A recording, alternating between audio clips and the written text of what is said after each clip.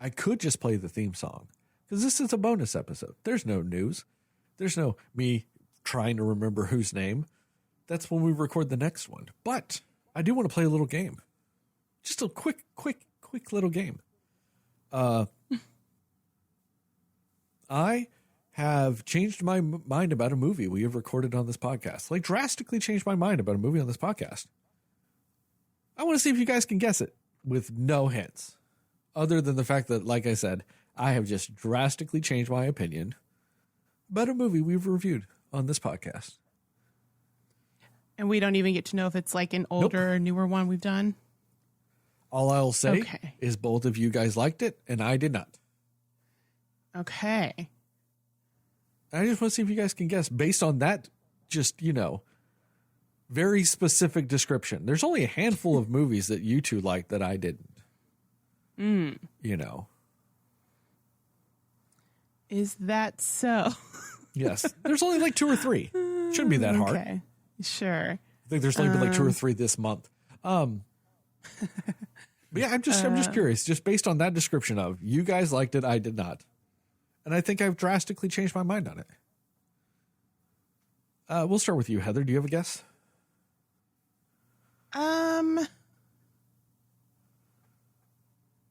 I'm going to go with, That's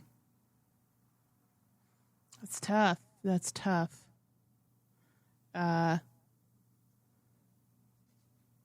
That you didn't like and we both did. Man. That's tough. There's just so many to choose from. 6 or 7 tops. Come on. Endgame. No, God, no. I don't know. Jastin, you got a guess? Man, I'm thinking, we disagree on hella movies. So I don't know. I'm trying to think. What was one where Heather...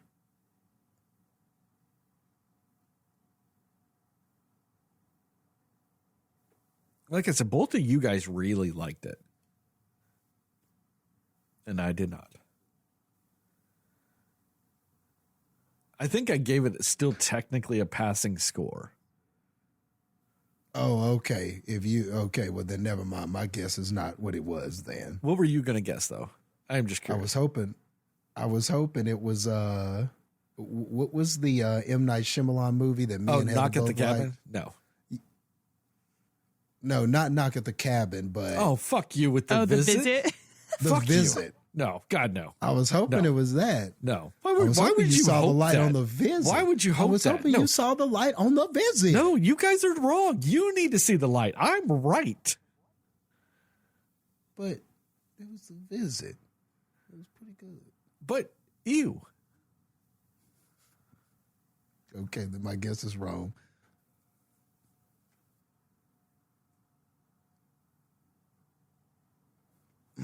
But do you have another one? Because you were like, I'm trying to think. Because you figured out you were wrong on it early before you guessed. So now you're making me change and go through the database again. There's not that many, guys. Like 15 tops. The number just keeps getting higher. First it was 6, now you saying 15. It's only like 30, Yeah, it's too many movies you didn't like that I like, Sterling. I can't do this. But it's both of you liked. All right, I'll give you guys one more hint. Heather was not far off in the genre.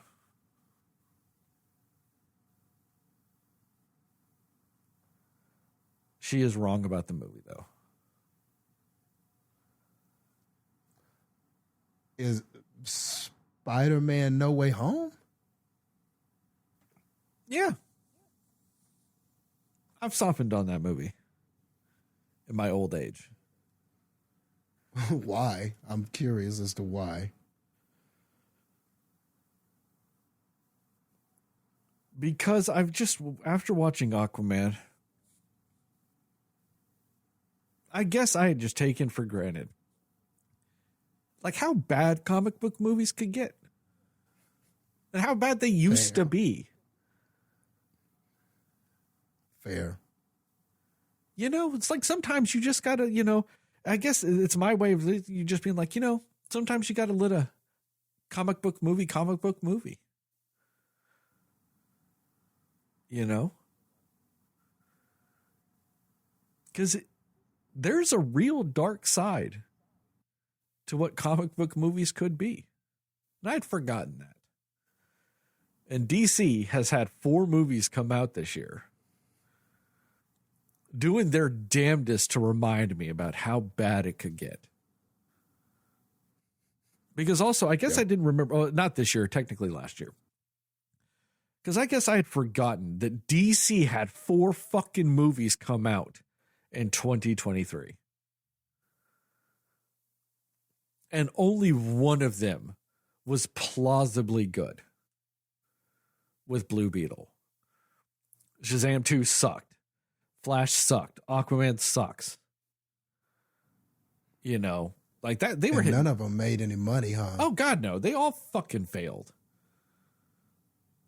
You know, so sometimes, you know, you got to look at not what you want, but what you get. And only Guardians made money for Marvel, right? So really, did we just have one successful comic movie this year? Pretty much. Technically, Quantumania. Yeah, they made money. Technically successful. Okay, it did all right. Yeah, it did all right. It made like wasn't 400 good, million on like a 200 million budget. So it technically was profitable, but just barely. You know. But yeah, like, you know, it's just one of those things. I was like looking back on it and I'm like, you know, if you really look at it for what it was, all it was is it just wasn't the movie I wanted. That doesn't necessarily mean it was a bad movie. It's just not what I wanted. And I was unfair to it because of that. Jastin, you can rest easy now. I guess I can, because, man, I was battling you on that one. I'd knock it up. I wasn't having it. I was not having it that you were saying it was bad. I was just not having it. I'd knock it up now to maybe a 77 or a 78. Maybe 79. Like, you know, like B minus. You know? Yeah, you gave it like maybe a 70? No. I gave it like a 60, I think. And I think I bumped it up. I did bump it up in the episode. I think I moved it up to a 65 in the episode itself. Mm-hmm. But I think, nice. like I said, maybe, all right, let's go 79. So that way it's technically still a B minus. Is what I would adjust my score to now.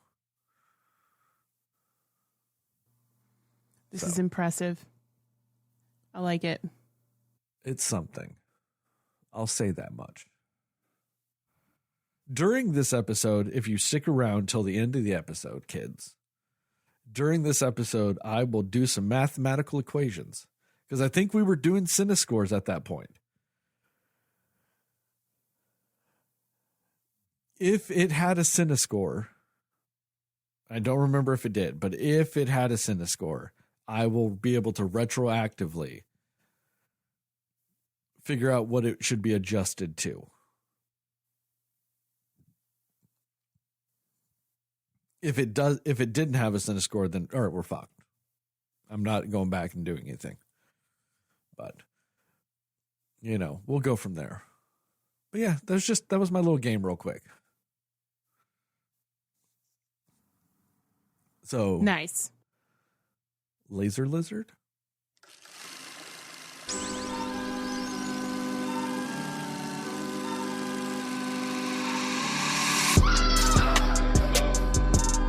Somebody will listen to me. Nobody knows anything but you. All right. Are you ready? Yes. Come on. Cinema Slayers. Hey, Cinefans, and welcome back to another episode of the Cinema Slayers podcast. I'm Sterling, and as always, I'm joined by Heather and Jastin. And tonight we are doing a very special bonus episode, and we will be talking about what we liked, didn't like, and everything in between with the movie Godzilla Minus One, We will go spoiler-free recommendations and scores and then into a more spoiler-centric section with time codes in the description to allow you to jump around if you so require in both audio and video formats. And with all that, we'll start with you, Jastin, since you've seen it the most recent. Maybe you'll remind me of shit I forgot about. Well, to be honest, I'm in such a crazy place with this movie because going in, you know, I knew, okay, we're dealing with Godzilla, so this is a kaiju movie, everything like that. So I'm expecting this to be something along the lines of Godzilla versus Kong or like some of the MonsterVerse movies that we've gotten lately. And to my shock and dismay, this was like probably one of the best movies of the year. Like it really throws you for a loop. Like when I came out of this movie, I was really kind of down on it because I've gotten so used to what Godzilla became. You know, like a lot of the Godzilla movies I watch or rewatch or anything like that are like the 80s Godzilla movies. You know, like going back to what Godzilla started as, like that threw me for a loop, Jastin. It did. It took me a little bit like of sitting on it to like really reconcile back to what it was and adjust my feelings on it.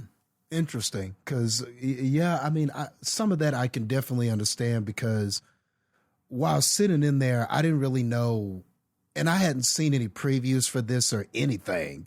I didn't really even know that this was coming out until you said something about it. And I don't know how I missed that this was coming out. I don't know how I somehow missed this one. But sitting in there, I'm thinking, okay, is this going to kind of be like something like what we've seen before? And then you realize that this is taking place in Japan and you're hearing a lot of the old music from the old Godzilla. His old theme was in this, which was really cool. And this really is about the human characters, with Godzilla kind of taking the role of the bad guy monster in this. And man, this was just excellent.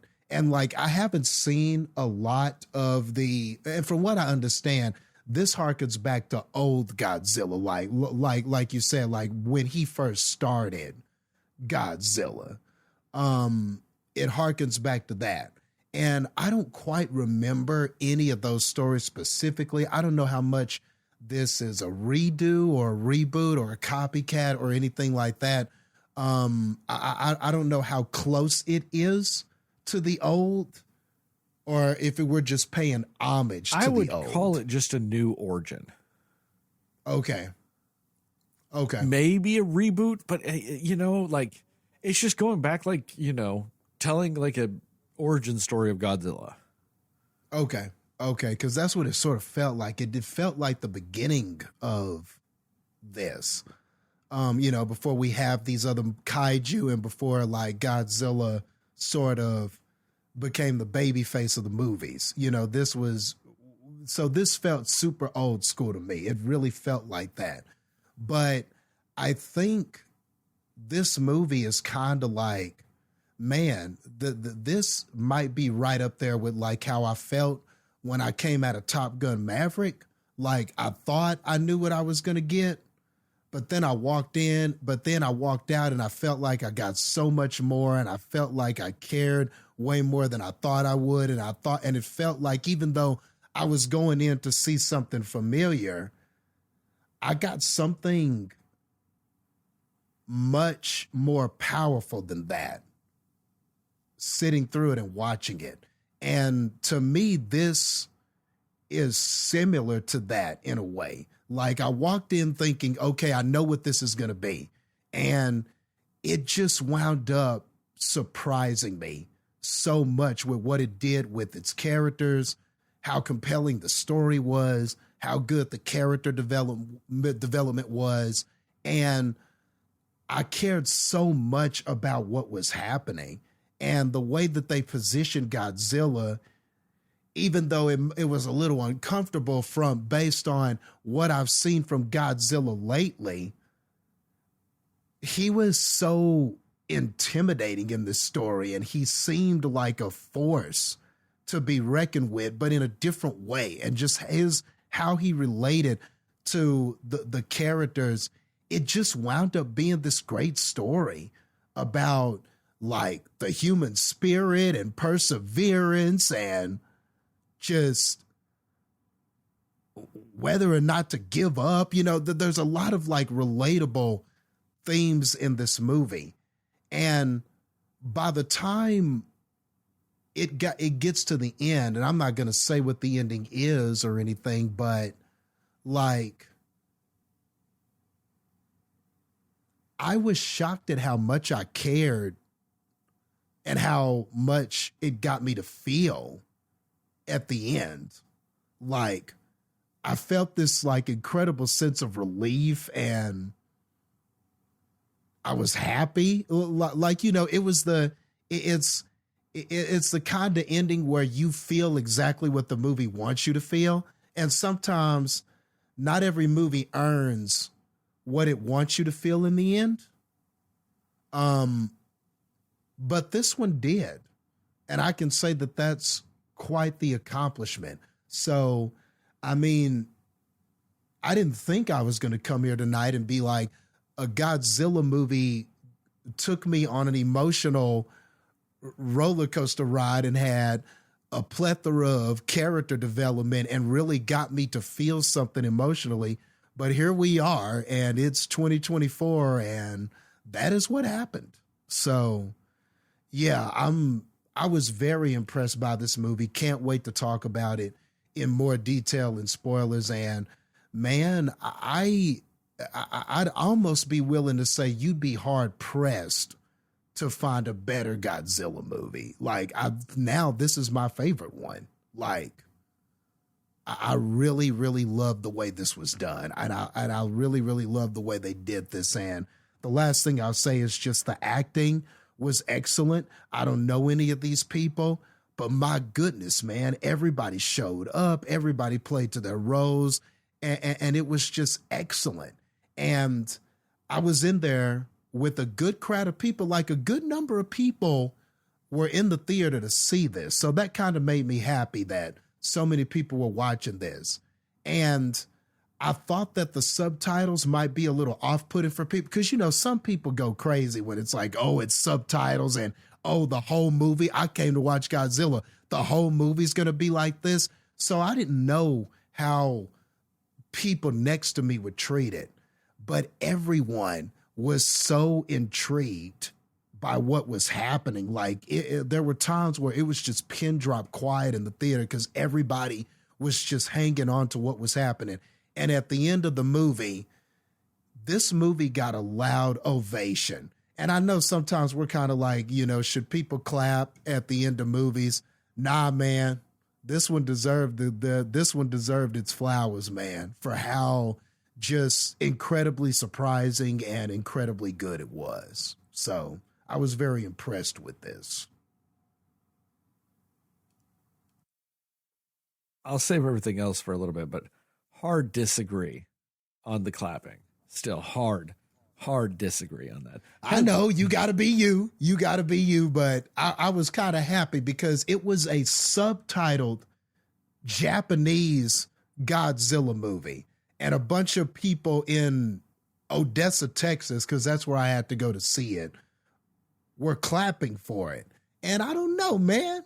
Something about that was kind of beautiful. This movie can get that kind of reaction from people. I think it almost speaks to how powerful it is. You know, things can be powerful no matter the language, no matter where it comes from, you know. So I think it was tight in that way. Never. Heather, what about you? What are your spoiler-free thoughts about Godzilla Minus One? Yeah, I mean, I think I've made it fairly well known that like monster movies aren't really my favorite type of movies in general.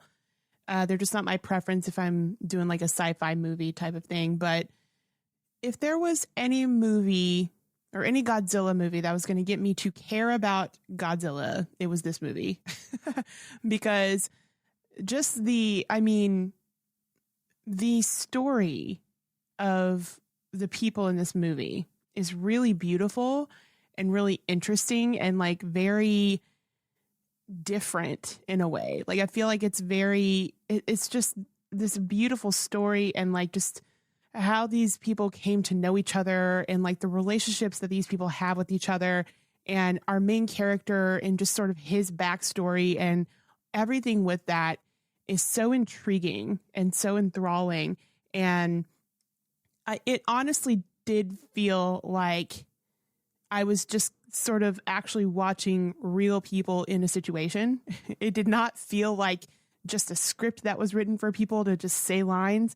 It felt very real with the story and the characters, and just the acting performances were very real and just very captivating the entire time. So I do definitely agree with you on that, Jastin. Like it's just, there was something powerful and very emotional about so many aspects of this story that you just care about. Like, I mean, and I know that, you know, the Godzilla movies, monster movies in general aren't always going to be specifically about the people in them. But if you are going to make it about the people, do it this way, because this was really well done. I mean, I didn't mind the Godzilla that Gareth Edwards did. I think it was the 2014 one, the one with like Elizabeth Olsen, Aaron Taylor Johnson. That was actually a good Godzilla movie for me. That was good. Like, I thought that was a really good one. And I was like, I mean, before I saw this one, I would have probably considered that my favorite Godzilla movie. You know, granted, I haven't seen all of them. So, I mean, I was a little bit more limited on my options that I could choose from with that. But seeing this movie and like also just the aesthetic of this, the way it's shot, the cinematography, the colors, the everything, just, it felt like an old school movie. It felt like people from that time period. It felt like you're watching a movie of people that are in that actual time. And that was really cool too. That was really well done. And it was just so beautifully shot. Like all of the scenes were very beautiful. And, you know, you just find yourself along the way just caring a lot about our main character and just a couple of the main characters in this. And you're just like, where did this come from? Like, this is a Godzilla story. Why am I so deeply invested in this man and his relationships with people? And it's just, it's the writing and it's the acting. And it's just so like, it's very vulnerable. It's a very vulnerable story, which was kind of beautiful to put in the backdrop of a Godzilla movie, you know? And I just really appreciated that. I thought it was really cool. And the action is great. For the most part, it's pretty well paced. I guess if I did have to be a little nitpicky about this movie, I would say that there were parts where I do feel like it was a little bit slower than I would have liked, probably.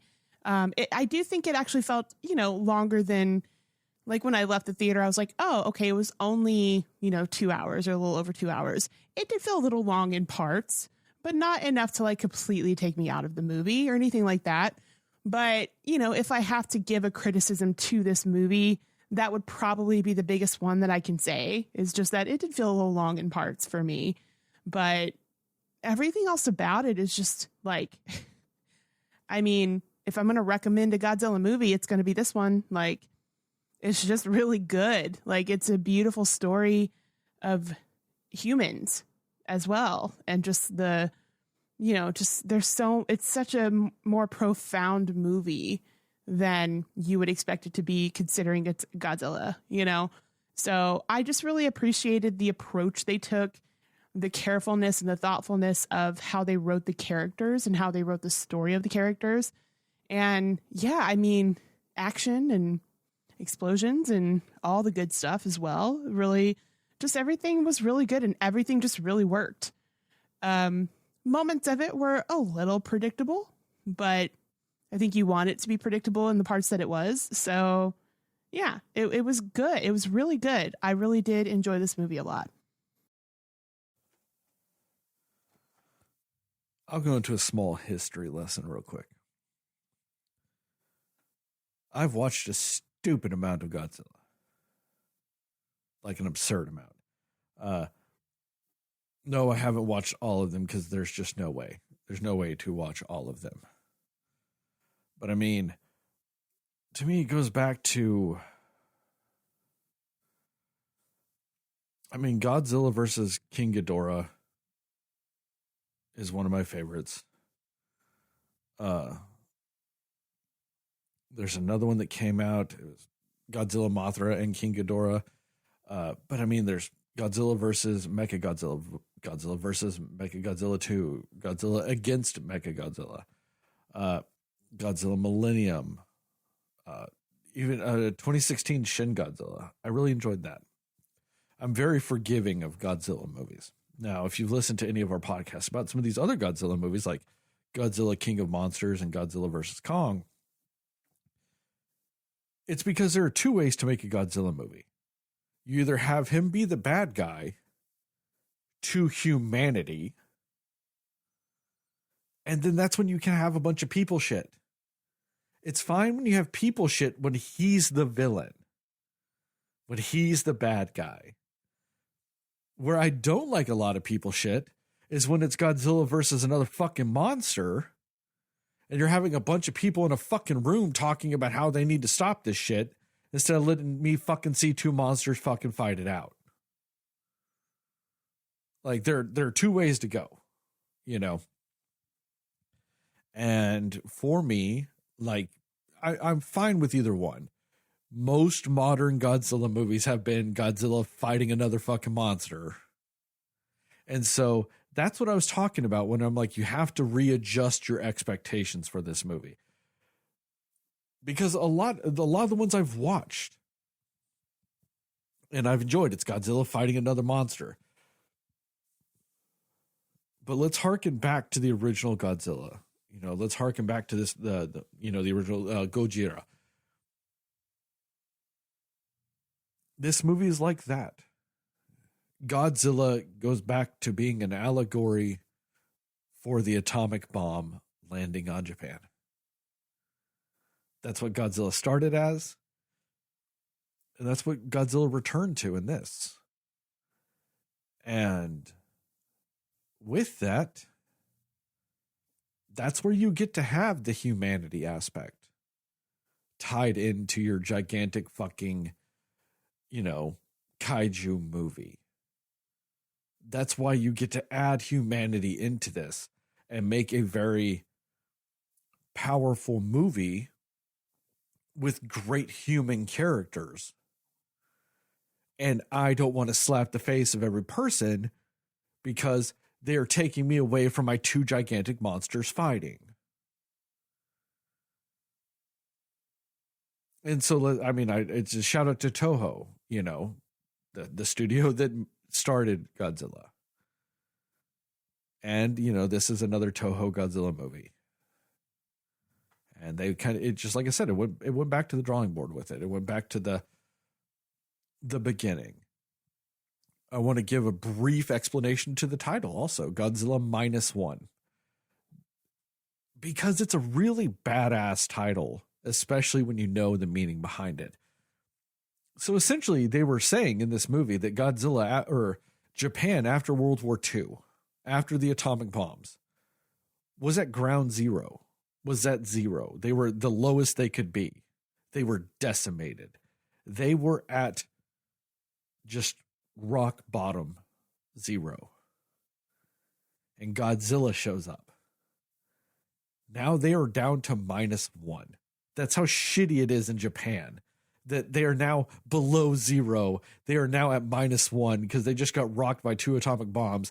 And now Godzilla shows up to wreck their ass again. That is cool. Yeah, right? That's tight. It's a fine enough name as it is, Godzilla -1. You're like, that's a quirky name. It's still cool. But then when you know the meaning behind the name of why it's Godzilla Minus One, you're like, ah, shit. They got really deep on that. Yeah, that's cool. You know? And, you know, just going back with that, it just kind of, like I said, if you go in and at least just set your expectations properly, go in just either blank or just go in to watch a movie that happens to have Godzilla in it. And I think you'll be able to get what this movie is trying to give you. Plus, he's got a really cool atomic breath in this movie. It's really cool. It's got some really great sound editing with it, too. Super cool. And when it comes down to it, that's, you know, that's a defining feature. That's something that was not originally in it. It being essentially an atomic breath wasn't originally a thing, but, you know, it's something they've added. And it's become an iconic thing. And we've gotten to see some crazy atomic breaths throughout the years. You know, that's something that the American Godzilla that we've been getting recently, I don't have a problem with that atomic breath. It's fine. I really dig the Shin Godzilla atomic breath, though. Want to see a crazy cool atomic breath? Watch 2016 Shin Godzilla. Super cool. But this one, it delivers with it. And it adds a new level of devastation to it. Like, it adds a new level of, like visually speaking, like a destructive power that's like an awe to behold. But then also, it really also adds to the story of the fact that this is a decimated ass country and you're essentially having many atomic bombs dropped on you again with this fucking creature just shooting shit out of its mouth. Like, it adds to that even, you know. From a storytelling point of view, the atomic breath adds to the story of this movie, which makes it a little bit extra cool doing so. I do slightly agree with you, Heather. There are some moments in this movie that the pacing does get a little weak.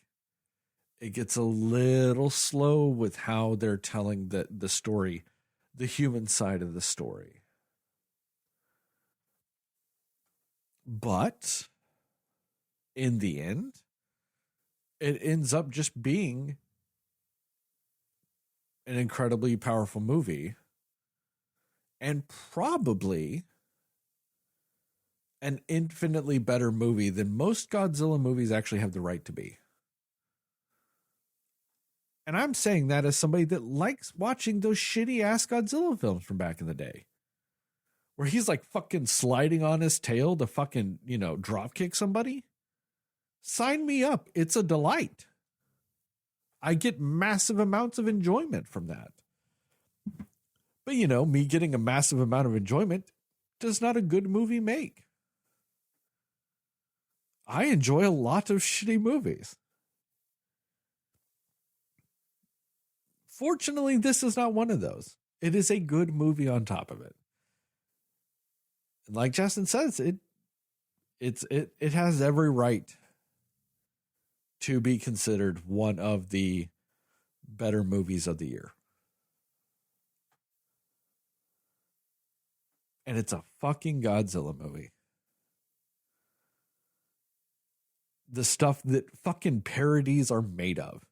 How many fucking movies, cartoons, TV shows, video games, etc., have you seen just parody the fuck out of Godzilla?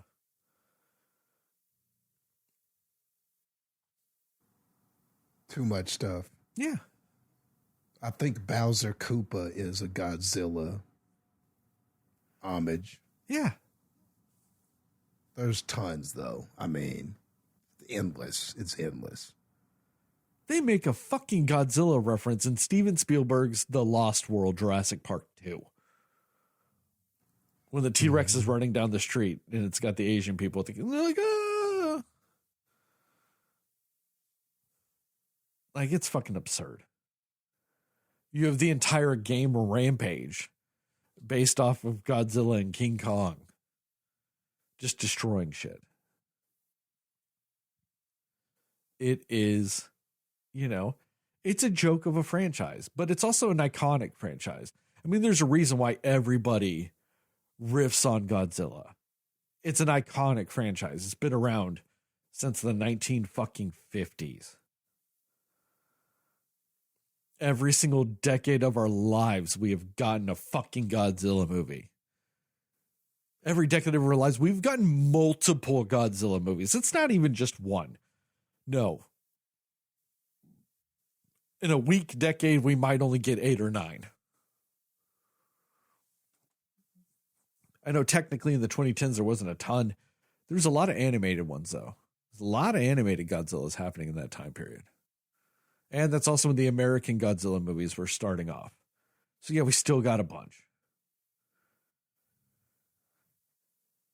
But this is a different, for lack of a better word, beast of a movie. This, I was going to say this ain't your mama's Godzilla, but it actually kind of is. Most of your mamas might have been born around the time of the original Godzilla. My mom was born around the time of the original Godzilla. So this is kind of actually close to my mama's Godzilla. I don't think they were showing that shit in America back then, but still. This is not your early childhood Godzilla? Unless you're an old ass fucking person listening to this podcast. Which kudos on you for being 70 years old and knowing what a podcast is.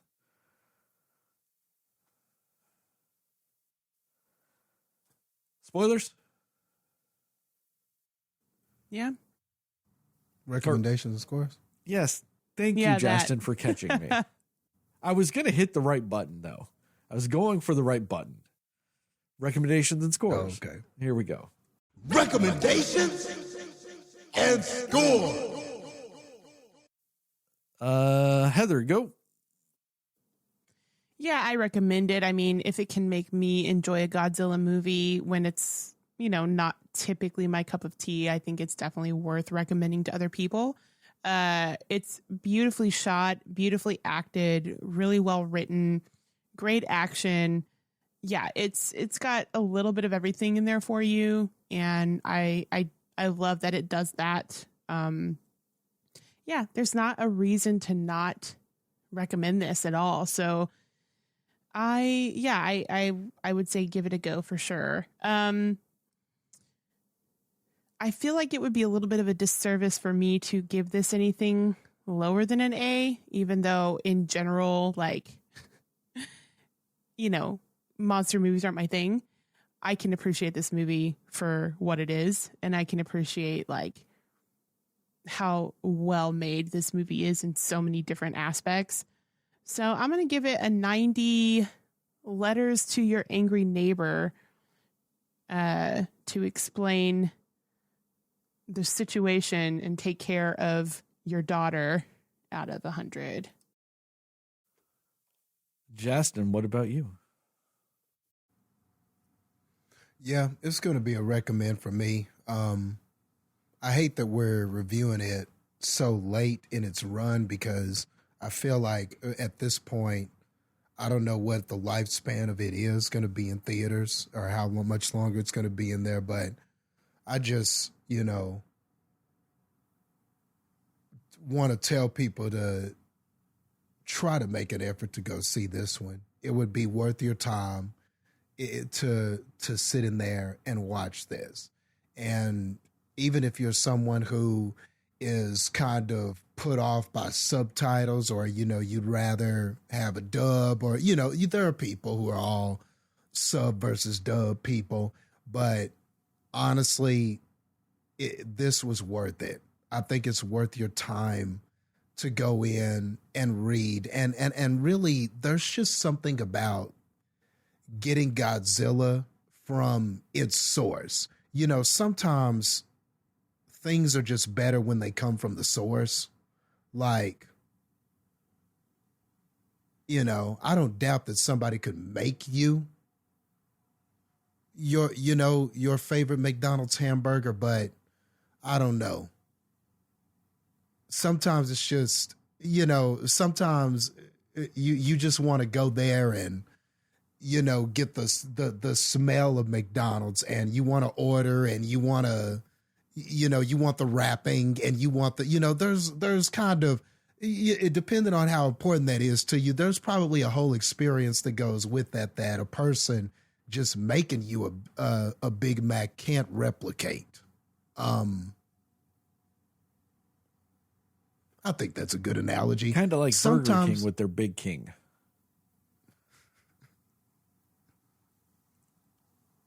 Yeah. Okay. Whatever, dude. Why'd you say know that? I'm damn right. You know I'm right. Yeah. Yeah. You're right. Yeah. You're right. You're right, though. You're kind of right, though. So this is Godzilla from its source. This takes place in Japan. These are Japanese people that produced this, did this, made this film. And there's just something about that. There's an authenticity to that you just don't often get with some of these MonsterVerse movies and Godzilla versus Kong and all of that kind of stuff. Even though it is kind of cool that we're over here doing a MonsterVerse, that there is some coolness to that. I wish the movies were better, but there is something kind of cool about that, seeing Godzilla and King Kong on the screen. But this, man, this is like going to that authentic place and getting that authentic stuff. You know, it's one thing to go to a Taco Bell. It's another thing to go to Mexico and have somebody from Mexico make you some tacos. You know, it's another thing entirely. So this is like you getting, that's what this is like. This is like you going to Mexico and meeting just the nicest people and them making you homemade Mexican tacos, not like the Tex-Mex shit and all of that kind of stuff. You know, there's a difference. There's a difference. So I think that that's the best I can say about this. This is worth going to the theater because there is an authenticity to this Godzilla that you're just not going to find in some of the American-made shit. And then on top of that, I agree with you guys about some of the pacing issues, but I don't know if that's so much just a problem with this movie. I think that might just be a Godzilla problem in general. I've noticed a pattern with the Godzilla movies, and there's a thing that they always do, and I think that may be what you guys are talking about. And I can, Sterling probably knows just by me saying You're that, but slightly we fair can on that. It's that weird lull in the movie that's at the end of the second act going into the third act. You know what I'm talking Godzilla about. movie has that fucking problem. You know what I'm talking about. So it's a problem we can dissect and talk about in the spoilers. But yeah, you know what I'm saying. It's a Godzilla problem. But other than that, man, I think this is a great movie. I really do think, with confidence, I can say it's one of the best of the year. And I really want more people to see it because, I mean, come on, who doesn't want more Godzilla in their lives? So with that being said, we'll go 94 random women coming up to you and being like, here, take this baby, out of 100.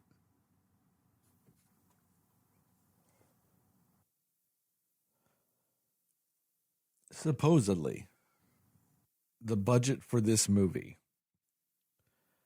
was only $15 million. That's 15 and 6 zeros. I don't know how, but that's a pretty amazing. A lot of it has to do with great. the amount of bloat that is inherent in American movies. You know, there is so much more that we put into a production that they don't put in. That's not, may or may not be necessary. I mean, it's a bunch of shit. Like, you know, I doubt that they're getting trailers. I doubt that they're getting, you know, they're probably not getting the type of craft services they get on an American movie. You know what I mean? It's probably a lot more of a simple production. It's grossed about 85 million worldwide, which isn't a ton of money, but also rousing success. It's almost, what, 6 times its budget? Yeah, that's tight. You know, so rousing success. And to be fair, there's only a handful of times, visually speaking, I think Godzilla might look a little weak visually with the CGI. Because where this is a big departure for what Toho does, at no point is there a man in a suit with this Godzilla. This is a completely CGI rendered Godzilla. And, you know, like I said, there are a few times, it's his feet sometimes whenever they're doing the stomping on the ground and you just see his foot come down. Sometimes it looks a little weak. But, hey, $15 million, that's kind of what you get. But hey, when they do that full scale Godzilla, ain't nothing weak about it. When you get that full Godzilla, he looks immaculate. He looks like exactly what you want Godzilla to look like. Now, I will say this version of Godzilla is not as big as the American Godzilla. Because, you know, here we got to go bigger. Our Godzilla in the Monsterverse here is the largest Godzilla that's ever been made. But there's something very wicked about this one, though. This Godzilla Minus One, Godzilla looks really wicked. And that adds to the story. Jastin, you're not wrong. I did not think about it till you said it. But yes, that pacing lull is the exact same fucking problem you have in almost every one of these kaiju movies. I'm going into even like Pacific Rim or anything like that. Any of these big ass fucking kaiju movies where it's that lull in the story before you know is going to be the big final fight.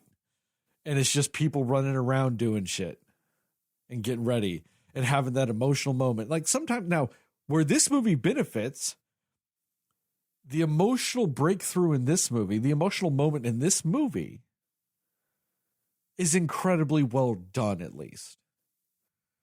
But just, yes, that's what sets it apart. Yeah. But the montage of just somebody building a plane or building this or building that just to get, it's a bunch of nonsense. You know, like they're fucking acting like this is Rocky running up the steps in Philadelphia. I mean, it's not. It's just people with a hammer. Like, it's boring.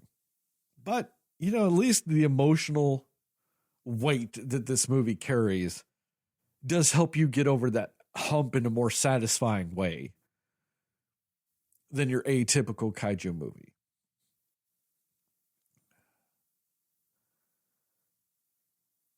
It's an incredibly well done movie. Really enjoyed it. Now the question is, what do I give it as a score? This feels lazy. It does. But I'm just going to split the difference, 92. 92, Godzilla getting his jaw blown off and growing it back.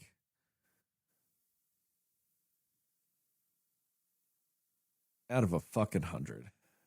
Cinescore is a 92. That's also why it's lazy, because I'm splitting the difference and it's just like bam, bam, everything lines up perfect. Spoilers? Yep. Spoilers. I'm going right back to that scene. That scene in the movie when they fucking hit him in the jaw with the cannon and like obliterate the fuck out of his jaw and face, and he just grows it the fuck back right there. That's a wicked fucking scene. Yeah, that was cool. I liked this version of Godzilla with that. This hyper regenerative Godzilla. I liked how there's weirdly like a story element to it too, because of like all the atomic testing. Like, because when you first introduced to this Godzilla early in the movie, he's not that tall. He's like, what, maybe 20, maybe 25 feet tall. And then the argument is that the U.S. government was testing nukes on the island that he was on. And because he kept getting obliterated by nuclear weapons, and he would regenerate and get bigger and regenerate and get bigger and just kept regenerating and getting bigger so much that he became this hundreds foot tall, like force of nature that also developed atomic breath, which I liked that addition to the story because he's not just an allegory now. Like he is an allegory, but he is also the outcome. He is also fueled by it, which they kind of, I don't want to say they kind of stole that from the 1998 American Godzilla movie, because that's slightly disingenuous. Him being tied to atomic weapons and atomic, testing and all this other stuff has been a long part of Godzilla's lore. But the whole idea that he was just something regular, but still a monster, but because of atomic testing, he became something else. That is slightly from the American Godzilla. Maybe not 100%, but that really ties into the whole idea of Godzilla in that movie was an iguana that due to atomic testing became a gigantic weird kaiju fuck. And that's kind of tied into this where, there were like legends of that monster on that island. Like the people of that island had the legend of that monster. And then all of a sudden atomic testing, it grew into something else, which I like because the idea of that it was already this monster thing that, like, if you want to argue there's some supernatural or magical element to him growing because he is a monster of sorts already. I dig that. It's the combination of the supernatural and technology that ended up creating this fucking thing. I really liked the human story of it all. I really liked that every time stuff started kind of getting good for like Japan, like they started maybe finally healing or finally getting over anything, Godzilla would just show the fuck back up and just wreck them again and just go away. And nobody knew what the fuck to do. Every time they came up with a plan, it fucking failed. Because ultimately, they had no fucking clue what they were going up against. Which is also a weirdly great fucking allegory for what happened to Japan with the atomic bomb again. Like the whole poking of the bear that was America. And then getting us into the war, not really knowing what they were doing when they did that. There's the quote attributed to the Japanese general of, oh, now we've awakened the sleeping beast or whatever, or the sleeping giant, whatever the fuck that quote was. It's kind of the same thing in this. Like every time they had a plan and every time they're like, oh yeah, this is how we're going to do it. Godzilla just had something else. And they were never quite prepared. And it's the same kind of thing with American Japan in World War II. They poked us and then they were not really prepared. And every plan they came up with, while it might have had some success, was never really successful. They were never really able to match up at that point, all the way up until nuclear bomb, which they had no defense against. To be fair, we still don't have a defense really against that type of thing, but still, it's just that thing of all of a sudden you've now got this extra element you definitely weren't prepared for. And when they're like, oh yeah, it's going to take a while for him to recharge his atomic breath. And then he's like, I'm about to do it again. And they're like, oh shit, he's doing it again. Like I really like, all of these things when they're like, oh, we'll just do this. Oh shit, he's floating back up again. Like just everything they did, just none of it worked.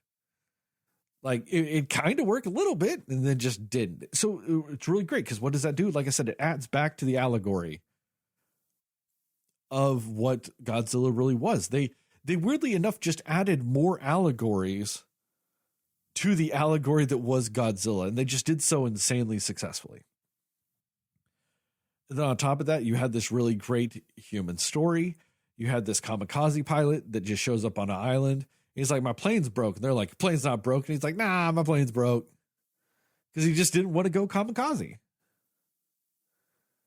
And then Godzilla shows up. And then later they're like, you're the reason why we lost because you didn't kamikaze enough. And all this shit. And like, which was great to me because it also showed the flawed logic of the kamikaze. If everybody's willing to kamikaze, then who do you have left fighting if it doesn't finish it? If it does not finish the job, who do you have left? It's a flawed tactic. It either wins you everything or you just lose everything. You know, it's that whole idea of you have to hit them with that kill shot. Because if you don't get the kill shot with it, you're fucked. And that's what the tactic of the kamikaze is. If you don't win that war quickly with a few kamikazes, sooner or later you're running out of people. You're running out of planes. You know. Now I get it. The people that were strictly for kamikazing, like they weren't really having, you know, they weren't giving them like top of the line planes and all this stuff. But you're running out of material. You're running out of people. You're running out of shit every time you do it. And on top of that, you have to hope that every single person you have that is supposed to be that is willing to do it. You know? Yep. Which is like another flaw in the system. You know, it's great in theory. Oh, I'm going to die for my country and we're going to win because of it. Until you don't.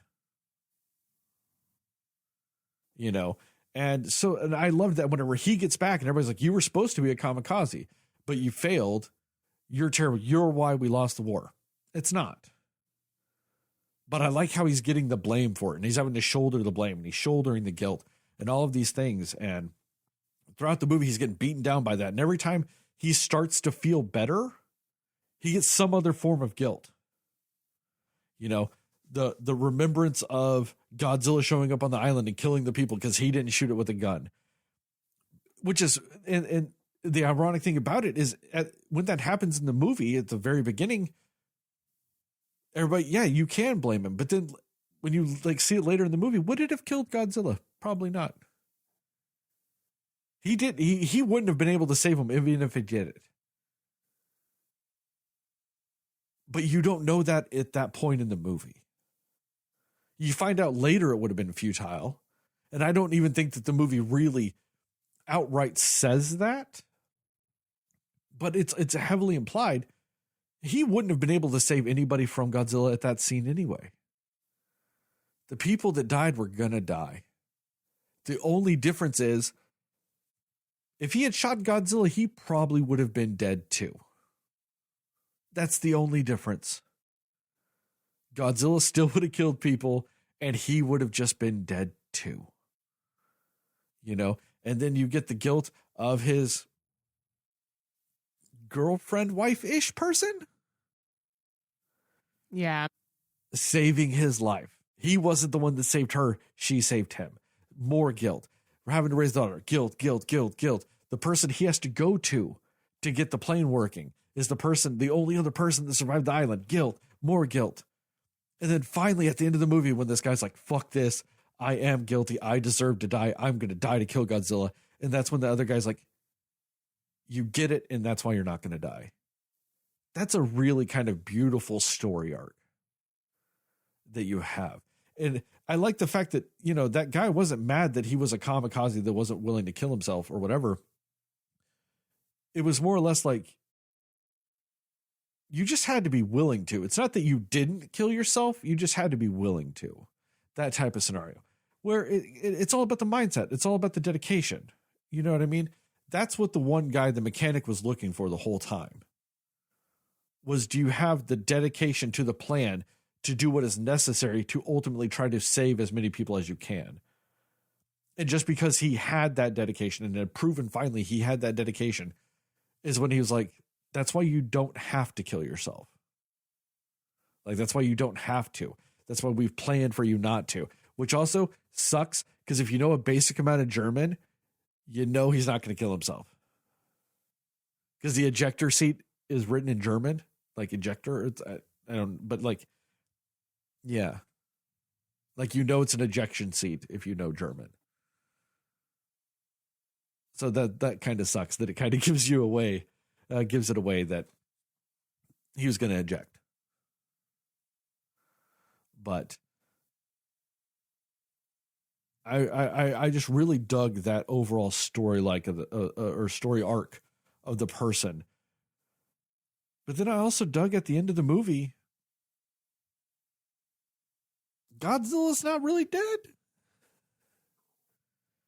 You get that little piece of Godzilla that's coming back to life, rebuilding, reforming, gonna come back stronger than ever.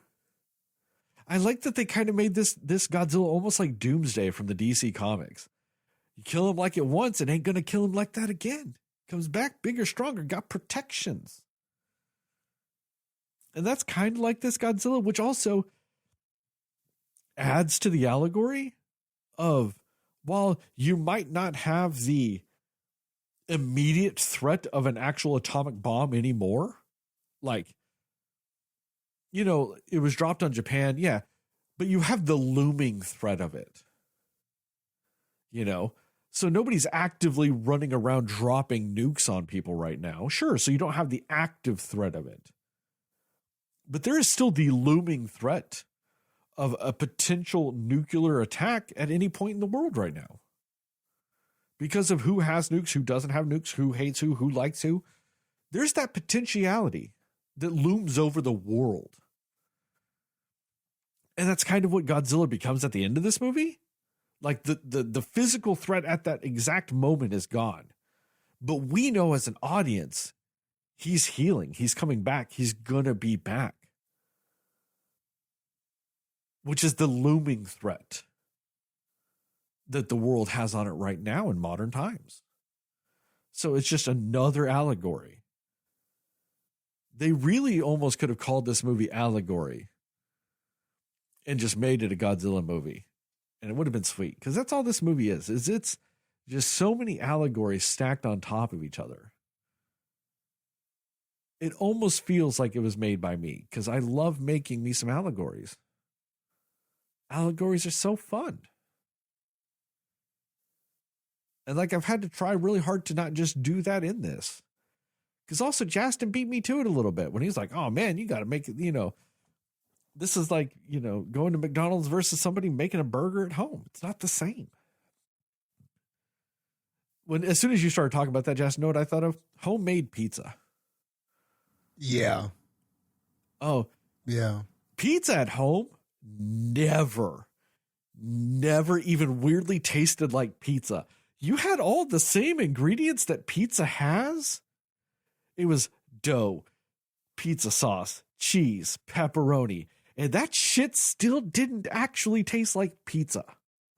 Yeah, it didn't hit at all. Like, my mom she made so many attempts to make pizza, and it just never hit, man. It just never hit. And then I thought, well, maybe it was just my mom. I'm not hating on her or nothing, but, you know, I just thought, well, maybe, you know, my mom just can't really do pizza. But I hear that story often from people. It just doesn't, it's hard to replicate that you sometimes buy with those. I think it's the dishes, like the cookware and the ovens we have to use at home.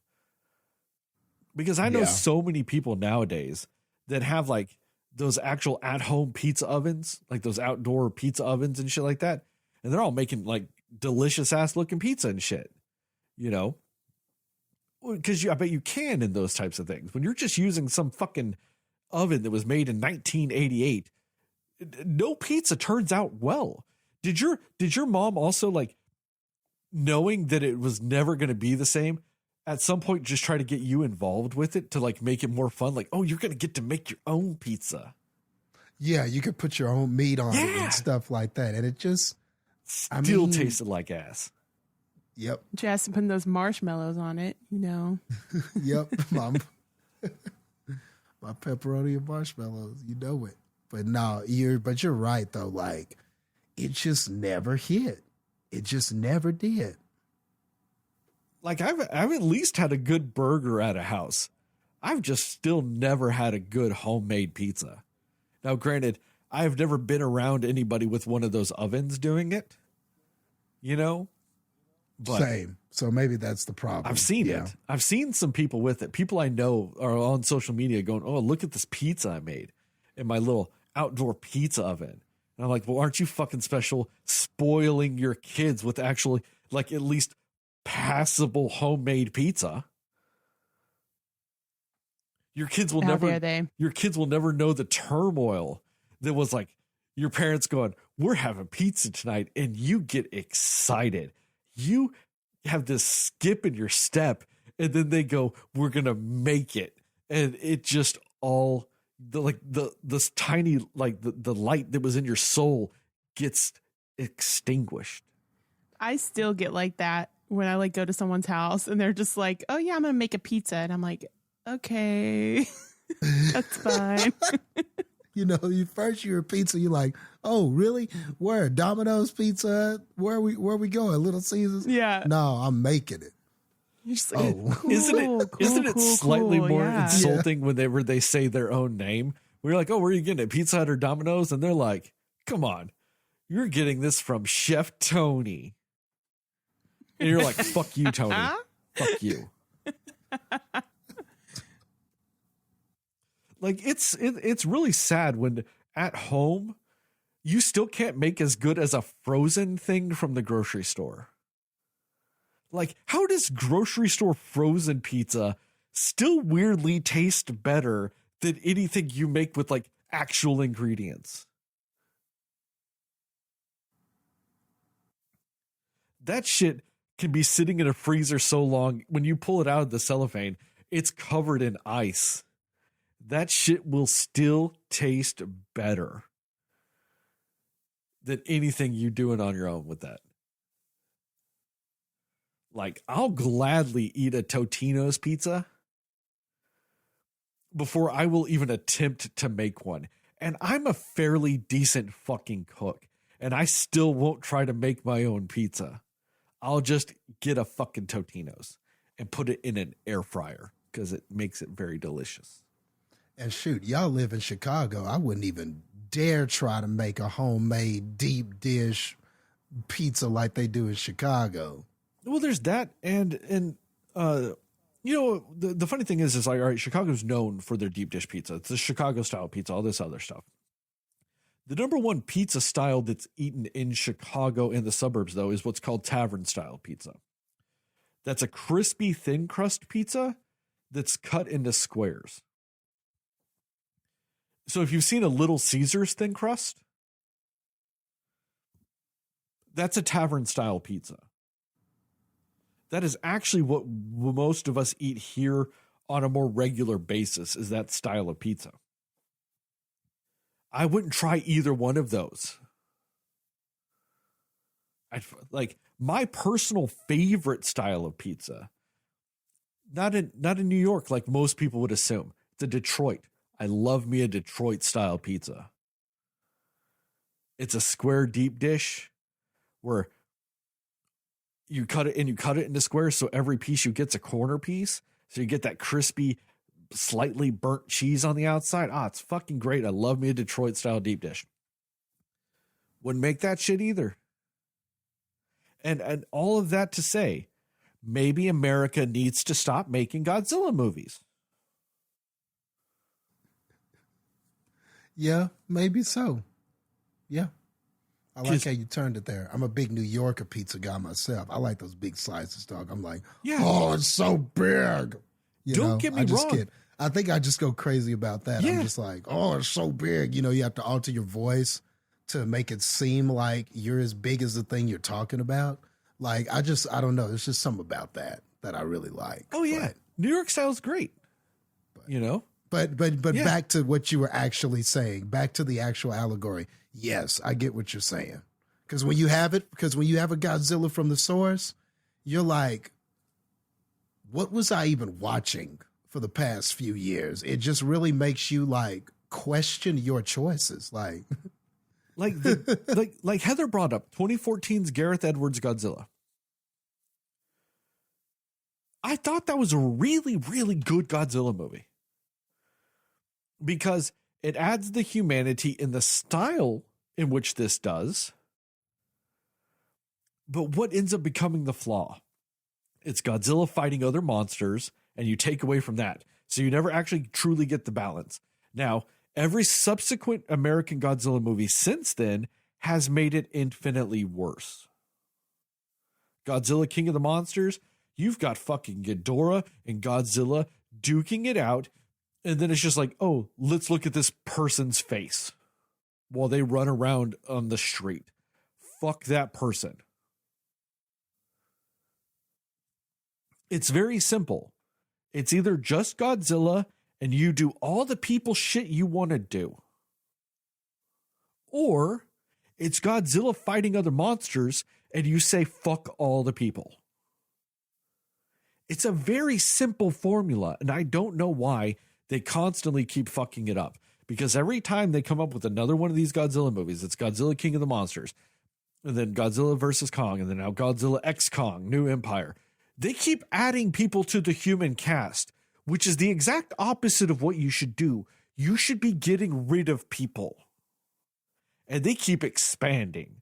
They're like, nope, we had 57 humans in the last movie. We need 492 in this one. Like, what the fuck are these people doing? In this movie, just a Godzilla, all the people. And it's fucking great. I'm literally telling Warner Brothers right now the secret to doing this well. And they're going to just say, nah, fuck you. We're just going to do some bullshit. Yeah. It's the raisins in the potato salad. You know what I mean? It's just, you're just doing too much. Jastin coming for that allegory crown in this episode. Jastin's trying to take it away from me. Oh, man. Perfect analogy, Jastin. It is. It's raisins in the potato salad. What's wrong with just a potato salad? Exactly. Potato salad's a delicious treat. If Yeah, you stop want getting so raisins, cute with it. Just make potato salad, man. and if you want raisins, bring you a little pack of those little sun-kissed fucking raisins and eat them your goddamn self. Exactly. Don't get too cute with it, man. And that's what I think it is. It's like, these people consider themselves artists, so they're like, oh, I gotta put my spin on it. You know what I mean? I gotta get too cute with this Godzilla. And you're not gonna win every battle with that. If you focus, like you said, one way or the other, then your narrative would probably feel and sound and be more focused, but they don't do that. They try to have it all. Oh, we're gonna have it all. I'm gonna have all the people. I'm gonna have all the monsters. And King Kong too. Where his ass at? Come on, King Kong. Get in the line and let's dance too. It's just too much. You're inviting too many people to the party and you're just adding too much shit. Like There was 300 people and 87 kaiju in Godzilla King of the Monsters. It was a goddamn mess. Yeah. And then it was a damn battle royal. It was like watching wrestling. It was just a bunch of motherfuckers in the ring. I mean, why are these people in the ring? And they're just doing all that shit and then just showing Cuba Gooding Jr. or no, not Cuba. What's it? I was going to say his son. It's not his son. It's Ice Cube's son. They were showing Ice Cube's son just randomly fucking running around. Yeah. They just show his ass running around. I'm like, fuck you, dude. You're fine in most movies. I actually don't have any problems with you. But I've got Godzilla and Ghidorah fighting over there. And instead, I'm looking at your stupid fucking face on this gigantic ass screen. That's the one that does have Millie Bobby Brown in it, and I think she's in that one too, and Kyle Chandler. Yeah. Kyle Chandler. See, and I'm just like, in those movies, also in Godzilla versus Kong too. And the thing is, I didn't care for those movies because they were really long and boring and just kind of a lot of nothing. I recently saw those, and I'm just like, how do you have like such a great cast of people and you just make it not matter? Like, you just excelled at making it not matter that you had a great cast of people in your movie. It was terrible. And I think it goes back to what you said, Jastin. They're trying to be goddamn artists with nothing. Like, they all think with their hubris that they will be the one that finally straddles the line of people shit and monsters fighting shit. The Neo of Godzilla's. Yeah, they think that they are the chosen one. They are the messiah of kaiju movies. I'm getting on that allegory game. It's fine. And none of them are. Because I don't legitimately think it's possible. The closest we truly ever got to maybe almost bridging that gap was Guillermo del Toro in Pacific Rim. And it still didn't quite succeed at that. It still got just a little too. I didn't know that was his movie. Yeah, he directed the first one. He did not direct the second one. Do not ever watch the second one. I'm sorry, John Boyega. I love you. You were ruined in Star Wars. It wasn't your fault. They fucked you over. But Pacific Rim 2 did you no favors. Just saying. But yeah, it took somebody of the iconic status of Guillermo del Toro to almost get that. And he still did not quite succeed at that. It's probably the closest we've gotten to truly doing that. All of you no-name motherfuckers that are just getting hired by Warner Brothers to do this shit. You quit trying. You are no Del Toro. Quit thinking you can do the impossible, because you can't. And that's where Japan succeeded. As Japan went, hey guys, do you think maybe we should just do the exact opposite of all these American Godzilla movies that have been greatly diminishing in quality ever since they did an actually decent one, and then they just kept diminishing since then? Do you think we should just do the opposite? And everybody went, yeah, let's do the opposite of the American movies. And they come out with a fucking banger of a classic that is not only a all-time great classic Godzilla movie, would not be weird to me if it's now going to be considered a must-see classic movie, like an instant classic, because of the iconic status that is Godzilla. A lot of shitty movies, but an iconic franchise. And you come in the year of our Lord, 2023, going, we are going to do better than decades of this. We are going to do better than a half a century plus of movies. Out the gate. Come on. Jastin, what about you? Yeah, I hear you on all that. But yeah, just to go back to the story of the fighter pilot Koichi, I believe that is how you say that. Man, I really loved that story too. And I like all the allegories you brought up about the ties to the war, and then Godzilla and the allegories about the atomic bomb and the threat of war and all that. Definitely all of that was there. And for me, what I appreciated too was that you could even almost simplify it down to even more relatable things, because maybe we all haven't been in a war or understand truly the threats of war. But I think everybody's been in that situation where you should have done something and you didn't. And you always question, was your inaction, could your actions have changed the situation? Maybe if you had acted, maybe if you had just done something instead of nothing, where would you be right now? What would that situation be? Maybe if you had spoke up and said something instead of just staying quiet, what would the situation be? And obviously, you know, I don't want to get into the argument of, well, sometimes you shouldn't talk or sometimes you shouldn't act. But I'm talking about those situations where maybe your actions could have made a difference. And I think that's sort of the relatable quality that I found in the Koichi character.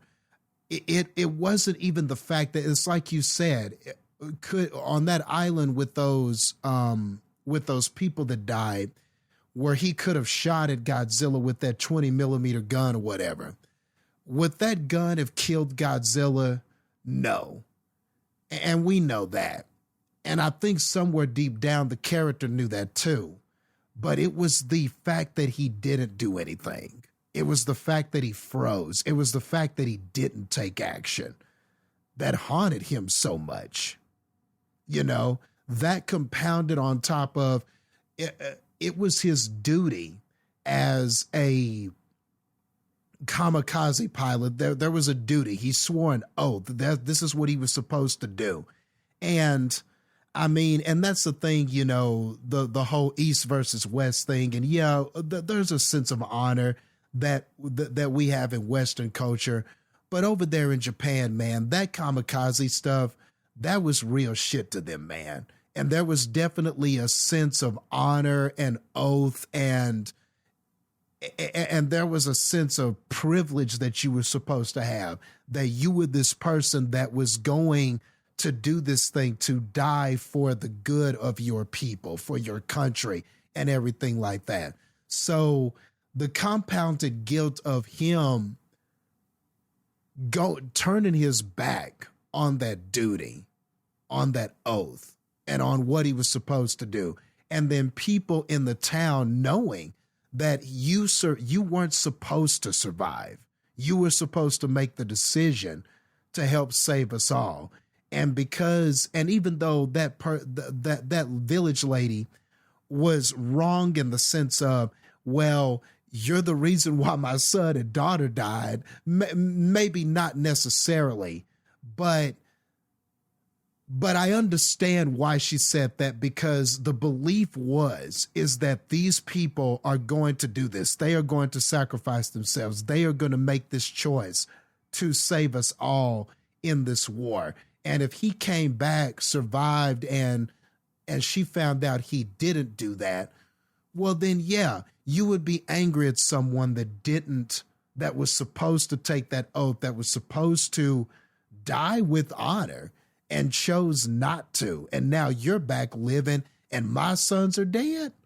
So I can kind of see where a person like that is coming from. Is it a little unfair? Yes. But given the magnitude of the situation, I get where that character's coming from. And so I love how this bothered him constantly. This whole thing of, I didn't take action. I didn't do anything. And I love how that aspect of it that came this whole sort of, so for him, that was the war going on inside of him. It was that war of, I could have done something. Maybe I had the power to change this situation, and I didn't take it. And I think that that's a very relatable thing.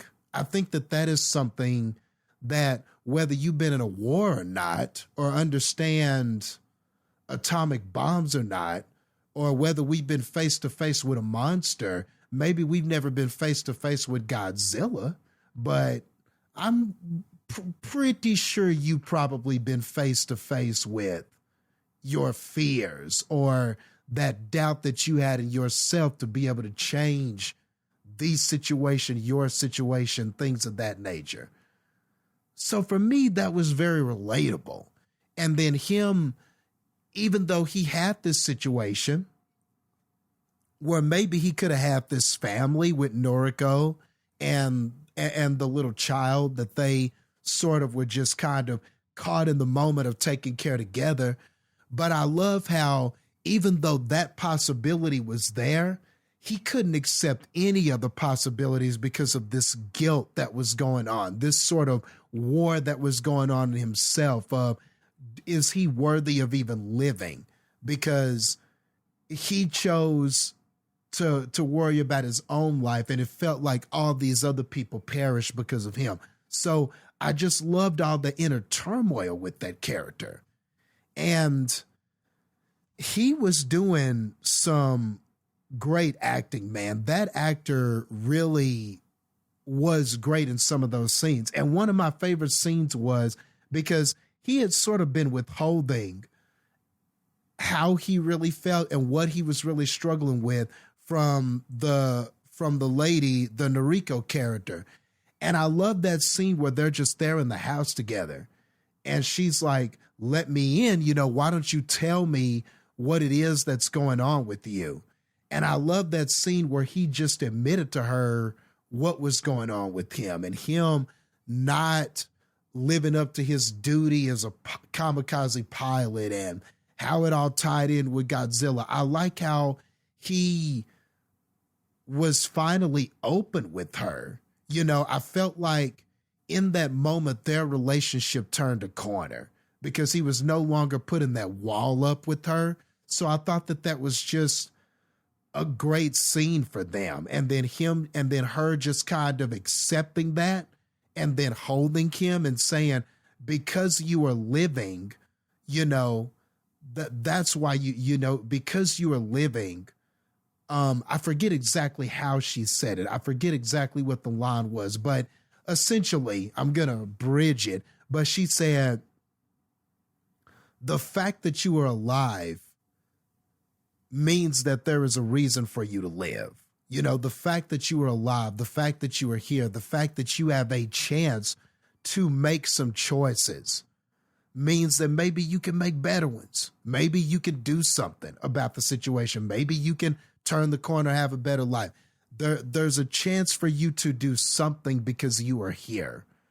And the character just constantly struggled with, what is that something? Is it here taking care of them? Do I have to do something about Godzilla? Is there a way that I can atone for my past mistakes? I think that really was the trial for this character is, what do I do?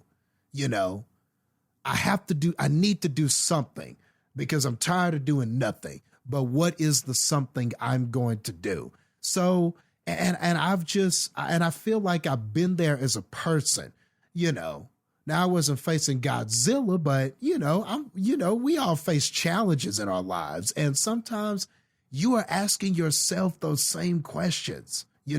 What should I do? Should I do something like, man, I didn't do anything in that situation and maybe I should have. I feel like we've all just been there. So what I loved about this whole thing was just how that character, through meeting these people, through these friends that he made, through this whole ordeal with Godzilla, it came down to that. And the story was just so compelling with all of that, that I really thought at the end of this, he might take his life. Unfortunately, I couldn't read German, so I had no idea that there was an ejector seat until the film revealed that. So for me, what got me was whenever the note comes to the house and our babysitter village lady is taking care of the kid, and the note comes to the house. Now I knew that note was that Noriko was still alive. So then where they got me was, I sort of did, maybe I was overthinking it myself, but I'm thinking, oh no, he's going to die. She's alive. She can take care of the kid. This is happening. He's going to die doing this. So to me, that was great storytelling, because maybe they could have just saved the whole Noriko's alive thing for the end. But I think where they put it right there, where you see that note come and you don't know what the note is, but you know it's something important. And I don't know about y'all, but how could you not think that, okay, maybe she survived? That's where that predictability came in for the movie for me. Is just like, obviously you knew what that was, but yeah. Yeah. And I think maybe that was on purpose, because I think the idea was to get you to think maybe he won't survive. Yeah, that's a good point. Maybe he is going to die because she's alive, so it'll be this tragic thing of, man, he had the picture of her there and he sacrificed himself and he did this and he saved them. And now at least the baby has Noriko, who did survive that attack. And that's where I thought the movie was going. So whenever they did the whole thing and the plane goes in and it looks like, he did it, they didn't pan up and show the ejection yet. So I'm like, oh no. And I'm just feeling like so sad and like, man, dude, he really did this. I really believed that he sacrificed himself. But then when they did the reveal of the conversation he had with the mechanic about the ejector seat and no live and everything like that, man, I thought that really pulled at the heartstrings, man. Like when you saw him jump out of there. And like Sterling was saying, all of the realizations that mechanic made about him and turning over a new leaf for him, because now this is a man who wants to perform those actions. He is willing to perform the actions. He is no longer running from his duty. He is no longer standing idly by or freezing and going, I can't do anything.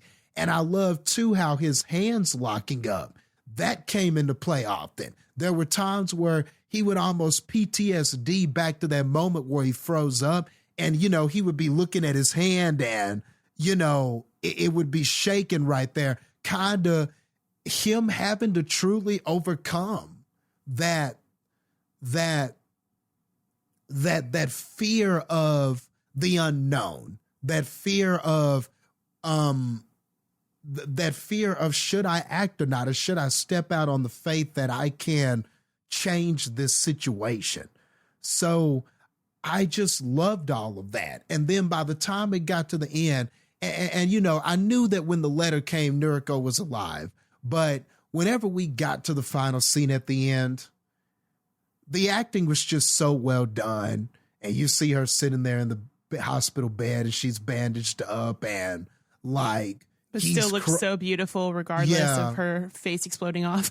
Yeah, she still just looked so beautiful. And then the actress really, it was a beautiful actress anyway, like you said. But yes, that scene and the lighting was perfect and the way it was shot, it was just like the perfect ending scene. And it was really emotional. And then I love that she asked him, is your war finally over? That was a really good line. Yeah. And him, and then fair, him just... I forgot because I saw that movie weeks ago. So I did forget that was what was said. I'm glad you reminded us. Well, there you go. I had the gift of recency with this. But yeah, I just thought that was just such a great scene. And then him like weeping so much out of joy, he could barely even get the yes out that the war was over. And man, I felt something watching that. Like I really felt something. I felt a sense of relief. There were people next to me crying. Like there were people that really just felt it. Like, and I was feeling it too. I didn't cry nothing, but I definitely felt it. I was like, man, this is like, what did we do? I was just sitting there thinking, what did we do to deserve such an amazing Godzilla movie? Like, I was just like, man, I've never felt like this in a Godzilla movie ever. You know, no, regardless of what I saw, I've seen Godzilla power drive monsters. I've seen the cleanest Godzilla drop kicks, and I've seen Godzilla do all kinds of stuff. And I've seen all kinds of, I haven't seen all the Godzilla movies. There's like, I don't know, 48,000 of them, but never I've only in a seen million 47,000 of them. years. You've only seen, so you still got 1,000 left to see. But like, but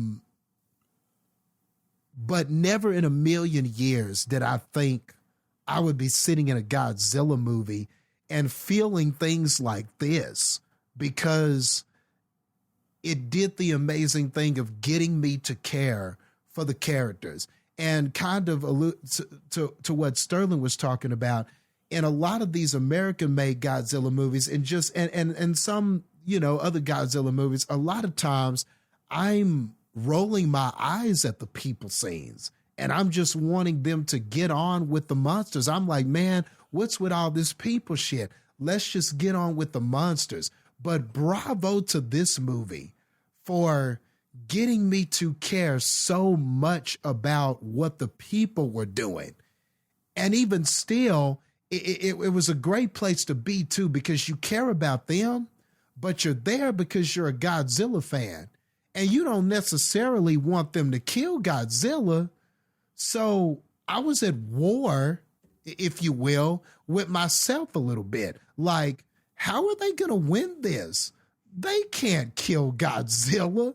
I don't come here to see Godzilla die, but I don't want these people to lose either. I kind of want him to win. So that was also happening to me too. I was like, man, I know they can't really defeat Godzilla, but man, I mean, I wouldn't, you know, but I don't want these people to lose either. And so they did the thing where, you know, he got the job done in a way, at least obliterated him enough to where it would take quite a while for him to regenerate and come back. And who knows, maybe by then some other kaiju will show up and Godzilla will not be the thing that we're fighting anymore. But regardless, it ended the perfect way.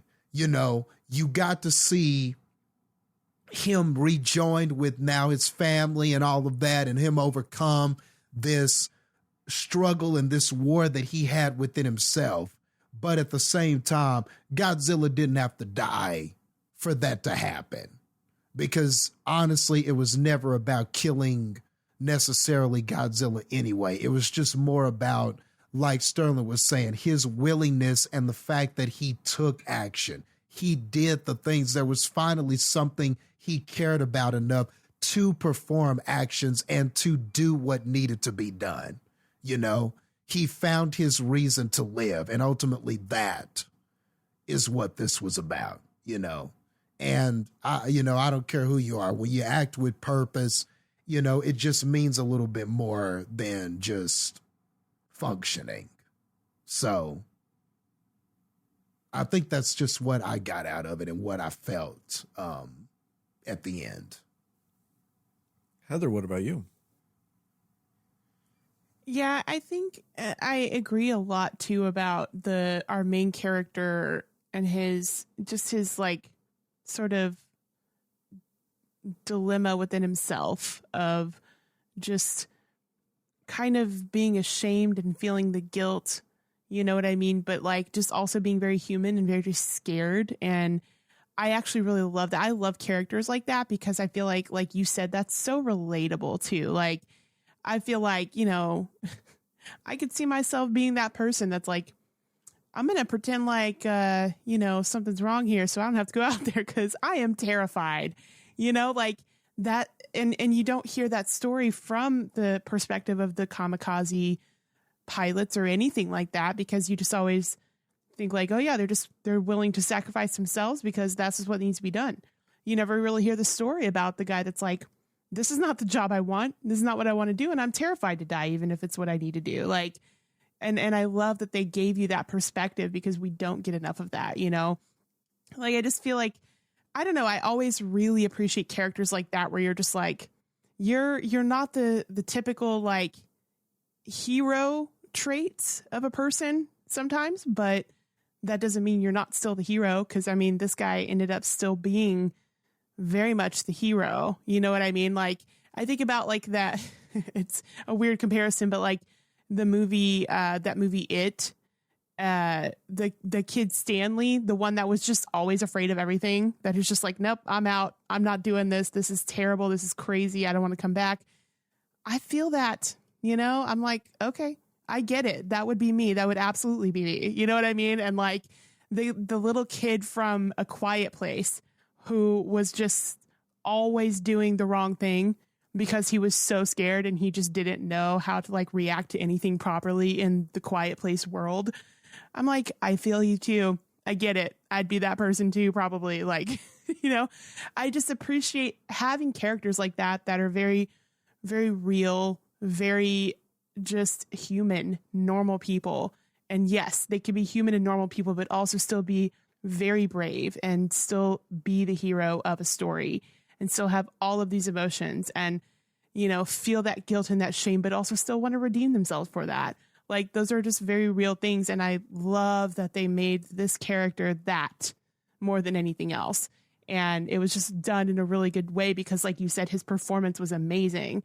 So, you know, and I also just really like the story of how him and Noriko just sort of became whatever relationship they were, you know, and like, and the little girl, and it's just like they all sort of just got kind of pushed together in a way, but it worked and they made it work and they wanted it to work, you know, and they had their very, in a sense, dysfunctional family because nobody knew what they were to each other and, you know, where they came from. They didn't know each other before the situation and they just survived and they made it work. And I think that was a really cool thing to do too, because you also don't hear that story very much where it's like, we were just kind of thrown together, but we're making this work and we're creating sort of our own family from this terrible, devastating situation happening right now.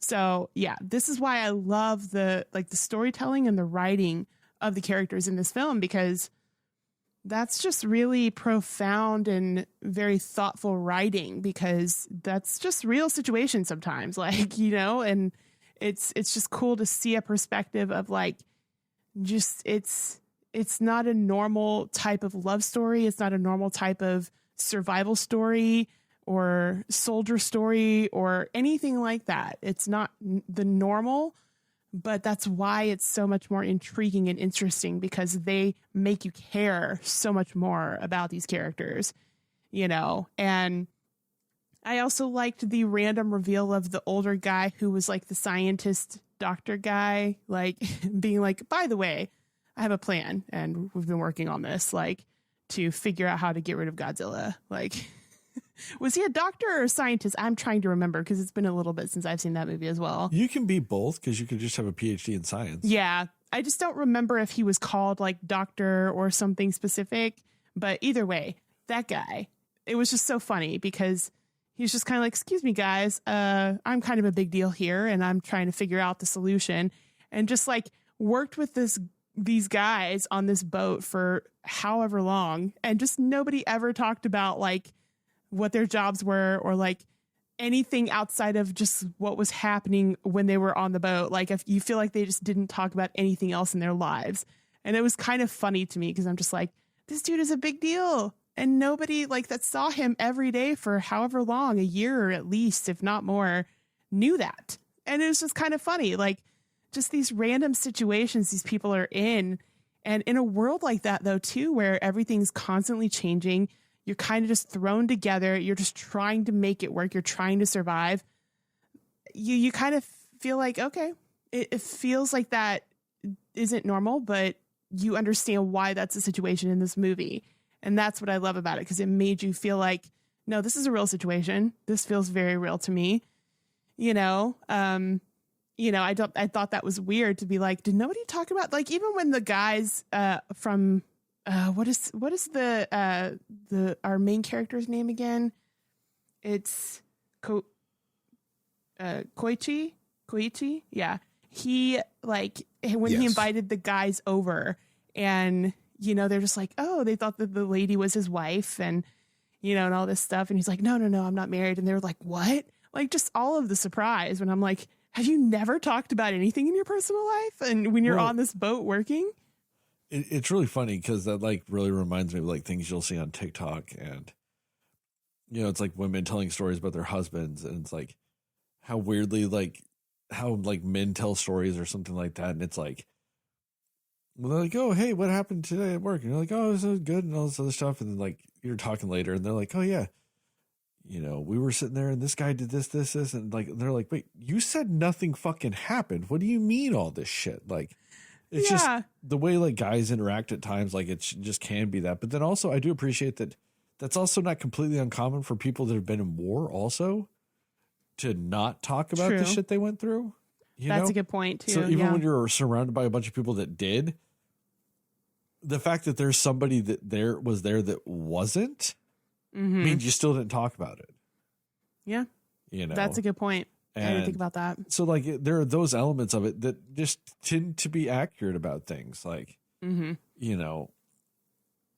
it's like when I was saying that whole TikTok thing earlier, it's like, it was like one of the ones I remember seeing was like a story and it's like, oh yeah, like Jeff and Diane broke up. And it's like, well, what happened? And they're like, I don't know. They just said Jeff, like Jeff told me him and Diane broke up. And it's like, but what happened?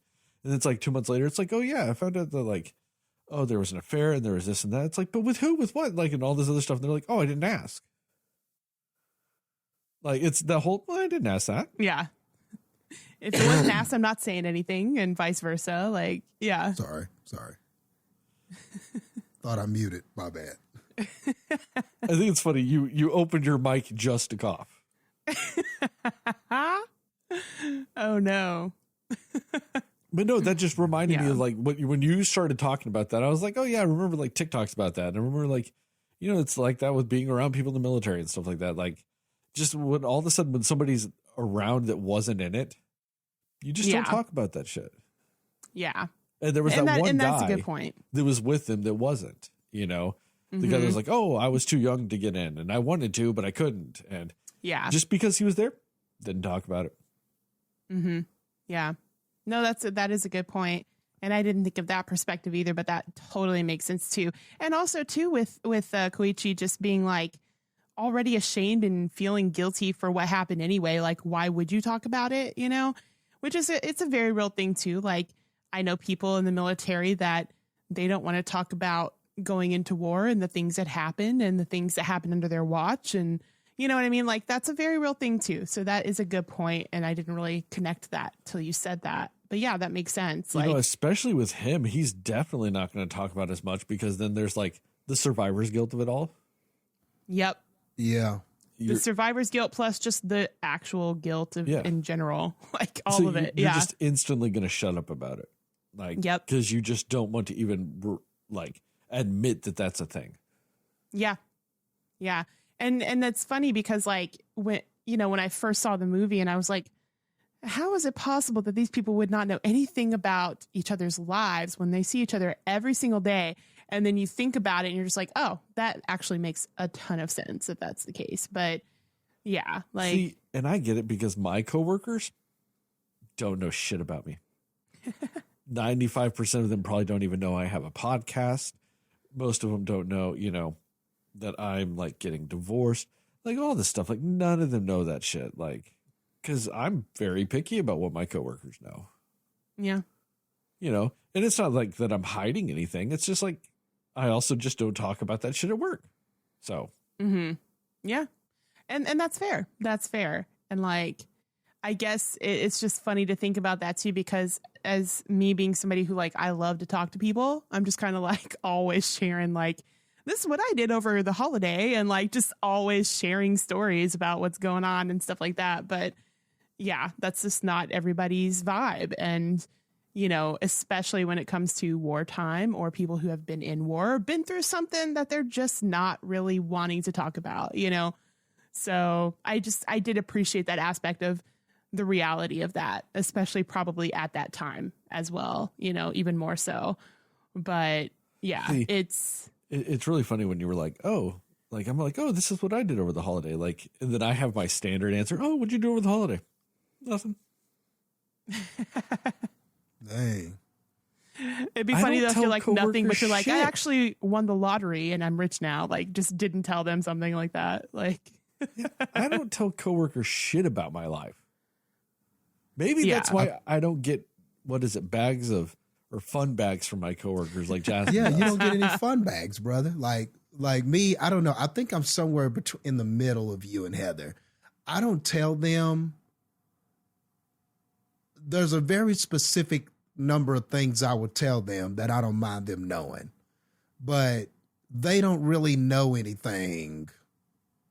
I don't want to sound like that. I don't want to say it. They don't know anything damaging. Like I'm protecting my reputation, but you know what I mean? Like they know a few things. Oh, I wrestle and I do this. And they blah, just blah, know the blah. basics And, more than anything else. Yeah. They know some basic bullet point things, but I'm not going to be to the extent you are, Heather, sharing like what happened during the day and different things like that. I kind of like that I'm a little mysterious to them. I'm kind of like that they're just kind of like, I don't know, he's just that wrestler guy with broad shoulders and he can't hardly eat anything.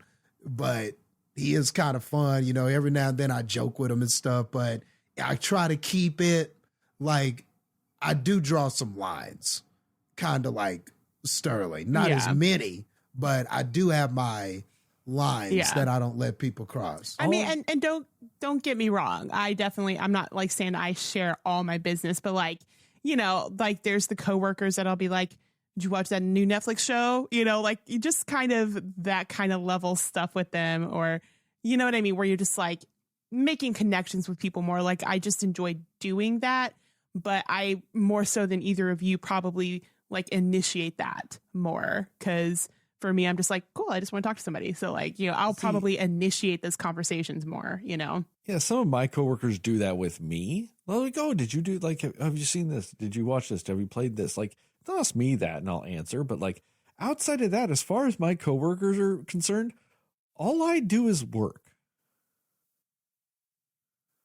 That's all they know I do. Outside of that, they don't know shit. You guys didn't have a Christmas get together like I did, where you did the white elephant and we had a potluck, but we didn't get each other gifts. okay, well you're getting close. You're moving up. I made banana pudding, and I is, also got out of there the earliest of anybody. buddy, because we had a guy that made banana pudding, so that's hilarious, and he left pretty quickly. So I guess I took what was left of my pudding and I bounced. The only reason why I even said goodbye to my boss is because he was kind of standing near the door when I was going to leave. If he had, and I told him too, I was like, if you hadn't been standing here, you would have not have known I left. Because I would have just left. Yeah. The funny thing is I actually did that this year, like, because they did it like very much smack dab in the middle of the workday this year. And I was just like, I actually have to catch a train as well and have like an hour train ride home. So I just snuck out like when nobody was looking. I was like, have fun, guys. I'm sorry. I got to go. But yeah, like I said, all my coworkers know I do is work. So I get it. I really understand why these people didn't know shit. Yeah. It was just funny to me because I was like, what? You don't talk about any of that? But like it does actually make sense, like thinking out of the context of like me as a person, very different than a lot of other people and how they would do it. You know what I mean? Like but it was just kind of funny to think about. And especially when the guy's like, oh, yes, I'm the scientist that's trying to work on how we're going to destroy this guy, this little lizard guy, you know, and they're just like, wait, what? Like to me, just completely shocked. That those scenes were the most realistic scenes in this entire Godzilla movie. I was like, oh, no, that's accurate. Yeah. And like I did also I thought it was interesting too, the younger guy that really wanted to help, and they were like, no, we're leaving you behind because we want you to, you know, carry this on if something happens to us. Like, I appreciated the sentiment of that, but I also feel like, man, you're probably gonna need all the help you can get against Godzilla, and he wants to help. There's probably a lot of people that didn't even really want to be there helping necessarily. Well, they were all volunteers that were there. I mean, I guess that's true. And that part is true. I did forget about the fact that they had the whole scene of like, yeah, we'll do it, you know. Well, see, and I actually really appreciated that because of the whole aspect of they had all gone through war already. And the fact that they were just like, if we can save you, like, I know you wanted to and you wanted to do all this stuff. We did it and it sucked. And that's fair. Yeah, that's fair. And it's just the idea, if we can stop you from having to even do it again with Godzilla 2 and like just save you from essentially experiencing two warlike things. Yeah. We would rather do that. And I will say that that was also one of the things in the movie that was a bit predictable of like, you knew he was going to come into play somewhere in the film down the line because of how much he really wanted to help and the fact that he was staying back. Like you just felt like there was going to be something that he did that was important in this movie. So yeah, like, and again, not anything that makes you be like, oh, this movie is so predictable. But just little parts in it where like, I knew it was going to happen, but you're glad that it happens. You know, same thing with Noriko not being dead. You're just like, knew it. I knew it when I saw that they got a letter. I knew that that's what that meant. You know what I mean? And like, I appreciate those, even if they are predictable, the way they did it in this movie, I still appreciated the moments when those things are revealed, you know, just because of how well the story is written with these characters. Well, it goes to something that has been a cliche or a trope in our podcast, even talking about there are times when cliches and tropes are welcome in a story. They add to a story. Yeah. You know, sometimes if you're a good enough writer and a good enough director, you can use cliches and tropes to your benefit. Yeah. And the predictability in this movie is playing into some tropes. It's playing into some cliches. But when you're effective in using them, all it does is add to your story. It doesn't really detract from it. You're not going like, oh, well, you know, it spoiled them coming to save everybody with tugboats. Like, no, like you said, Heather, you're like, oh, yay. They're coming to save the day. Mm-hmm. Yeah. Yeah. Or, oh, yay, she lived. Yeah. You know? Mm-hmm. Yeah. No, and that's true. And like, and it's funny too, because obviously like this is a Godzilla movie. So like, I feel like because of how well they wrote the human characters, it kind of, I don't even necessarily want to say it overshadowed Godzilla, but I think I will say that the reason that I liked this Godzilla more than the other ones I've seen is because of how well they do the human story, you know, but they also do connect it well with the Godzilla portion of it.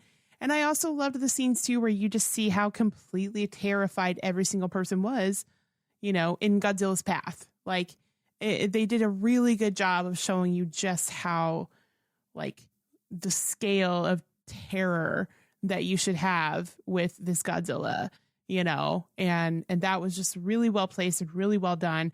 And I do agree with Sterling about just like, he looked awesome. He really did. Like he looked really cool, really awesome, really intimidating and terrifying, you know, and and that's what made those scenes believable when anybody, you know, was in his path, just completely like screaming bloody murder, just absolutely like, I don't want to die. You know, you just get really good moments of that, showing the like, you know, the intimidation of how you should feel with Godzilla there, you know, and I think they did that part really well. And the action scenes, the stuff in the water, like when he's in the water and they're just, you know, all of that like was so cool. And like the ships and the boats that were coming to like, you know, and they're just all like planning it. And our main character just, you know, his whole part at the end there, like, I didn't know what to expect. I did think too, he was going to die. I did expect that to happen, you know, but I was like, well, that's going to be really sad because he also is not going to actually get to tell this girl that is also still alive, that he doesn't know is alive, that he loves her, you know? And like, I was like really going to be bummed out about that, but he was able to go and be there with her. And you're right, man. Like what a line to be like, is your war over what a line. I loved that line. That was so good because it encompasses like literally everything about the movie, the literal and the metaphorical wars, like all the wars, you know, and it was just such a beautiful, simple line of dialogue that just said so much, you know, and I just thought it was a perfect thing to end on with this movie. But yeah, I mean, it just, again, I agree with you guys. Like, this movie is a better Godzilla movie than it has any right to be.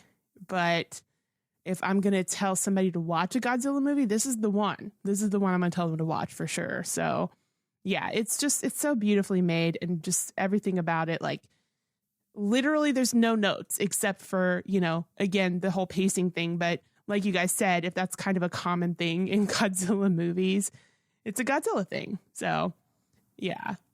And I didn't really get it. I forgot to like try to explain that in detail, but what I was referring to with that is it always feels like there has to be this moment where he just goes away. Like, he's been terrorizing, he's been doing all of this stuff, and almost inexplicably, he just goes away. Whether sometimes it's to go to sleep, sometimes it's to recharge, sometimes he just leaves. Like, it's just not really, we don't really understand why, but he leaves. And there's just this period where the humans have to get ready, or we have to see people gearing up to fight him, or we have to see plans, a room of people and a bunch of people and scientists and military people in a room trying to figure out what they're going to do to him or something like that. That is like a common thing in a lot of Godzilla movies. And I think it's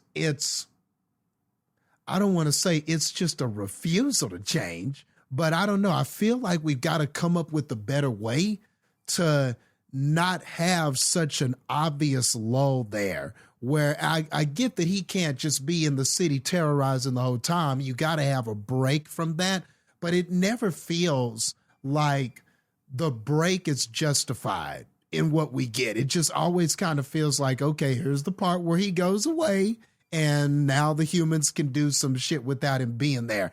And it never, and sometimes tonally, it loses that foreboding thing of, oh man, he could strike at any moment. You just almost know he's not going to, so that they can do all of this shit.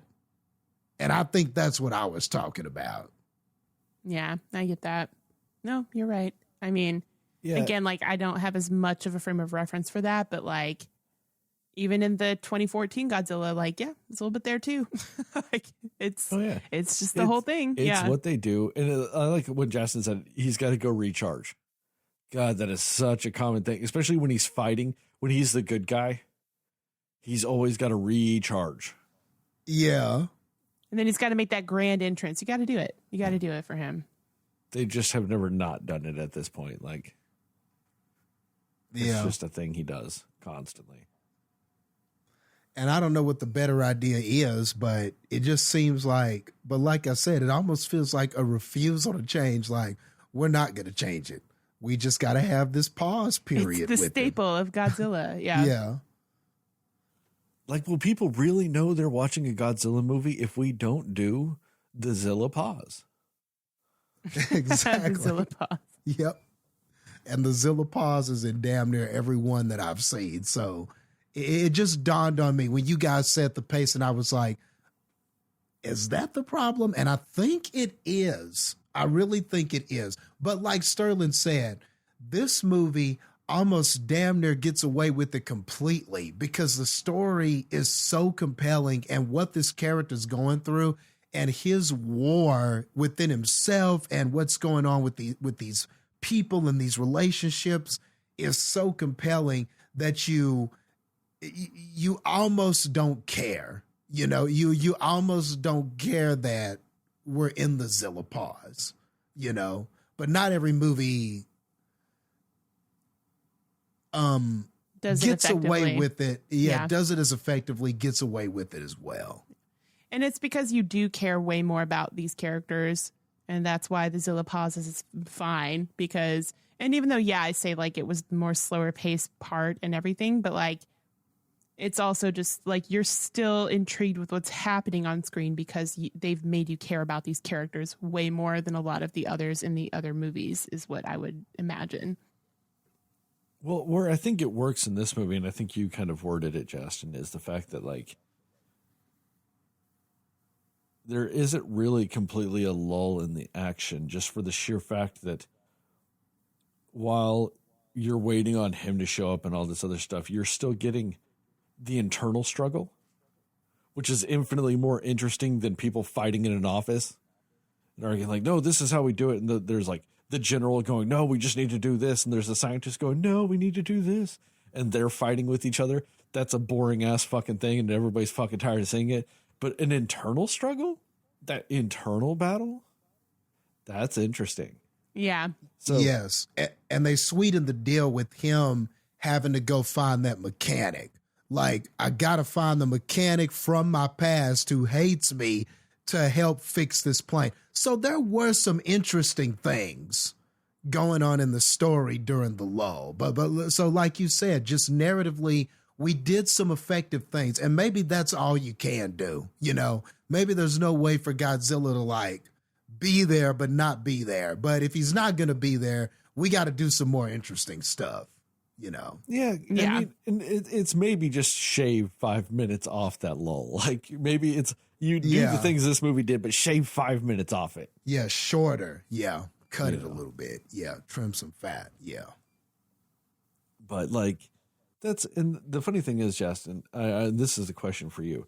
So when Heather said literal and metaphoric wars, were you thinking a literal metaphoric war and a metaphoric literal war?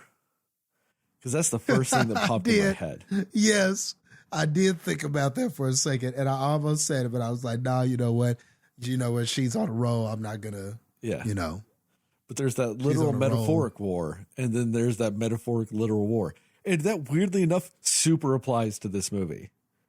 Because the literal Yeah, it metaphoric war was the struggle that he was having internally. And the literal metaphoric war, the literal metaphoric war was the struggle. But the metaphoric literal war was fighting Godzilla. Yep. God, Yep. that saying's still going to just fucking haunt us for all our days.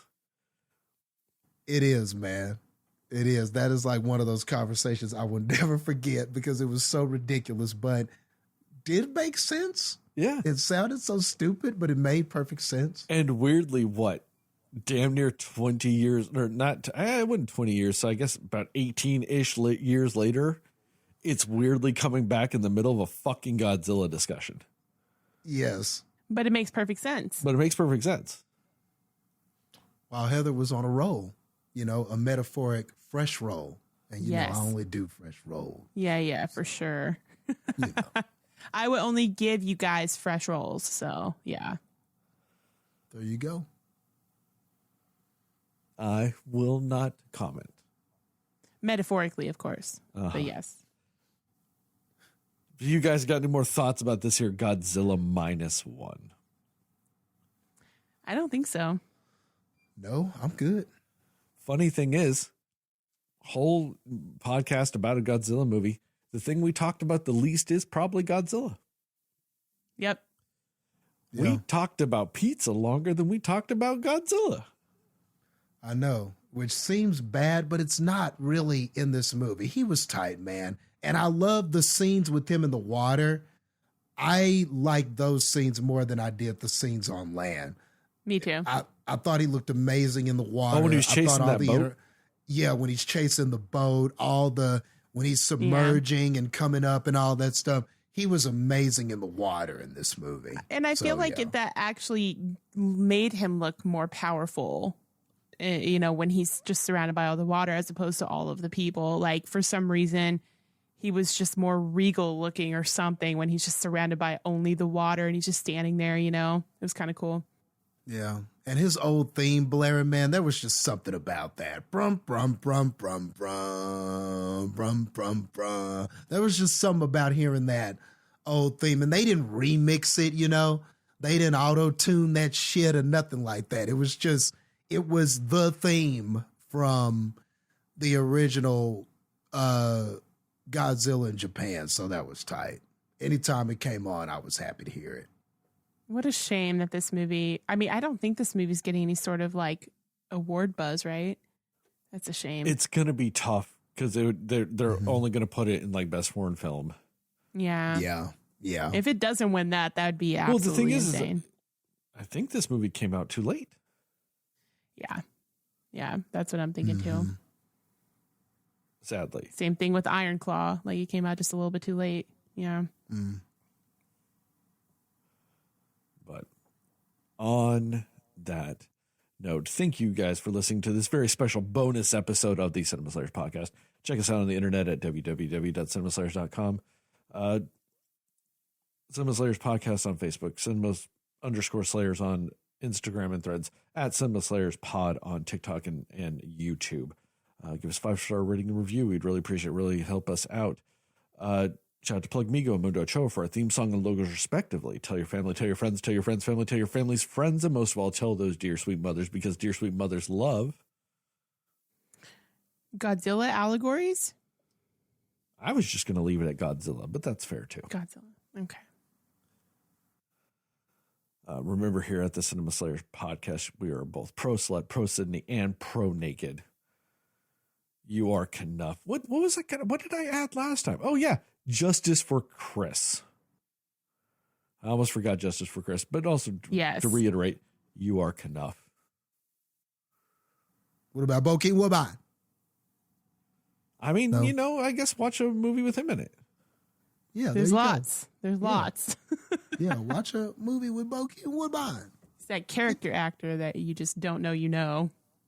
But you know.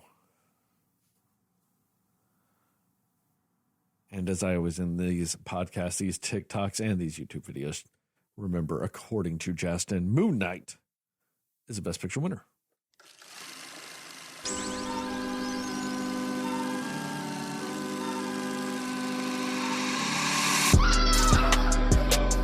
Who was that obscure actress you said earlier, Heather? Lily Sobieski? Sobieski. What else has she been in? Cinema Slayers. She was in. I know I've heard that name a lot. She was in that. What was that disaster movie? Deep Impact. Deep Impact. Okay. Deep Impact. She I'm was in. trying to. She was in I'm Never trying Been to like Kissed. envision her face. Never Jastin, Been I know where you Kissed. know her from. In the Name of a King. In the Name of the King, a Dungeon Siege story. Oh my God. Okay. Okay. Oh. She was the princess in that. Okay. I'm hurting now. I feel good about myself. I really do. I don't feel She was good. in some romance movie with Josh Hartnett. So that's where I remember her from. None of it matters because I ruined Jastin's night. Or Ethan Hawke, you meant, right? Yeah. One of the two. You know, I really am glad we spun this off, though, because there would have been a 5-hour podcast if we had left this with our original plan of doing Right. Iron Claw and this. Yeah. 5 fucking hours.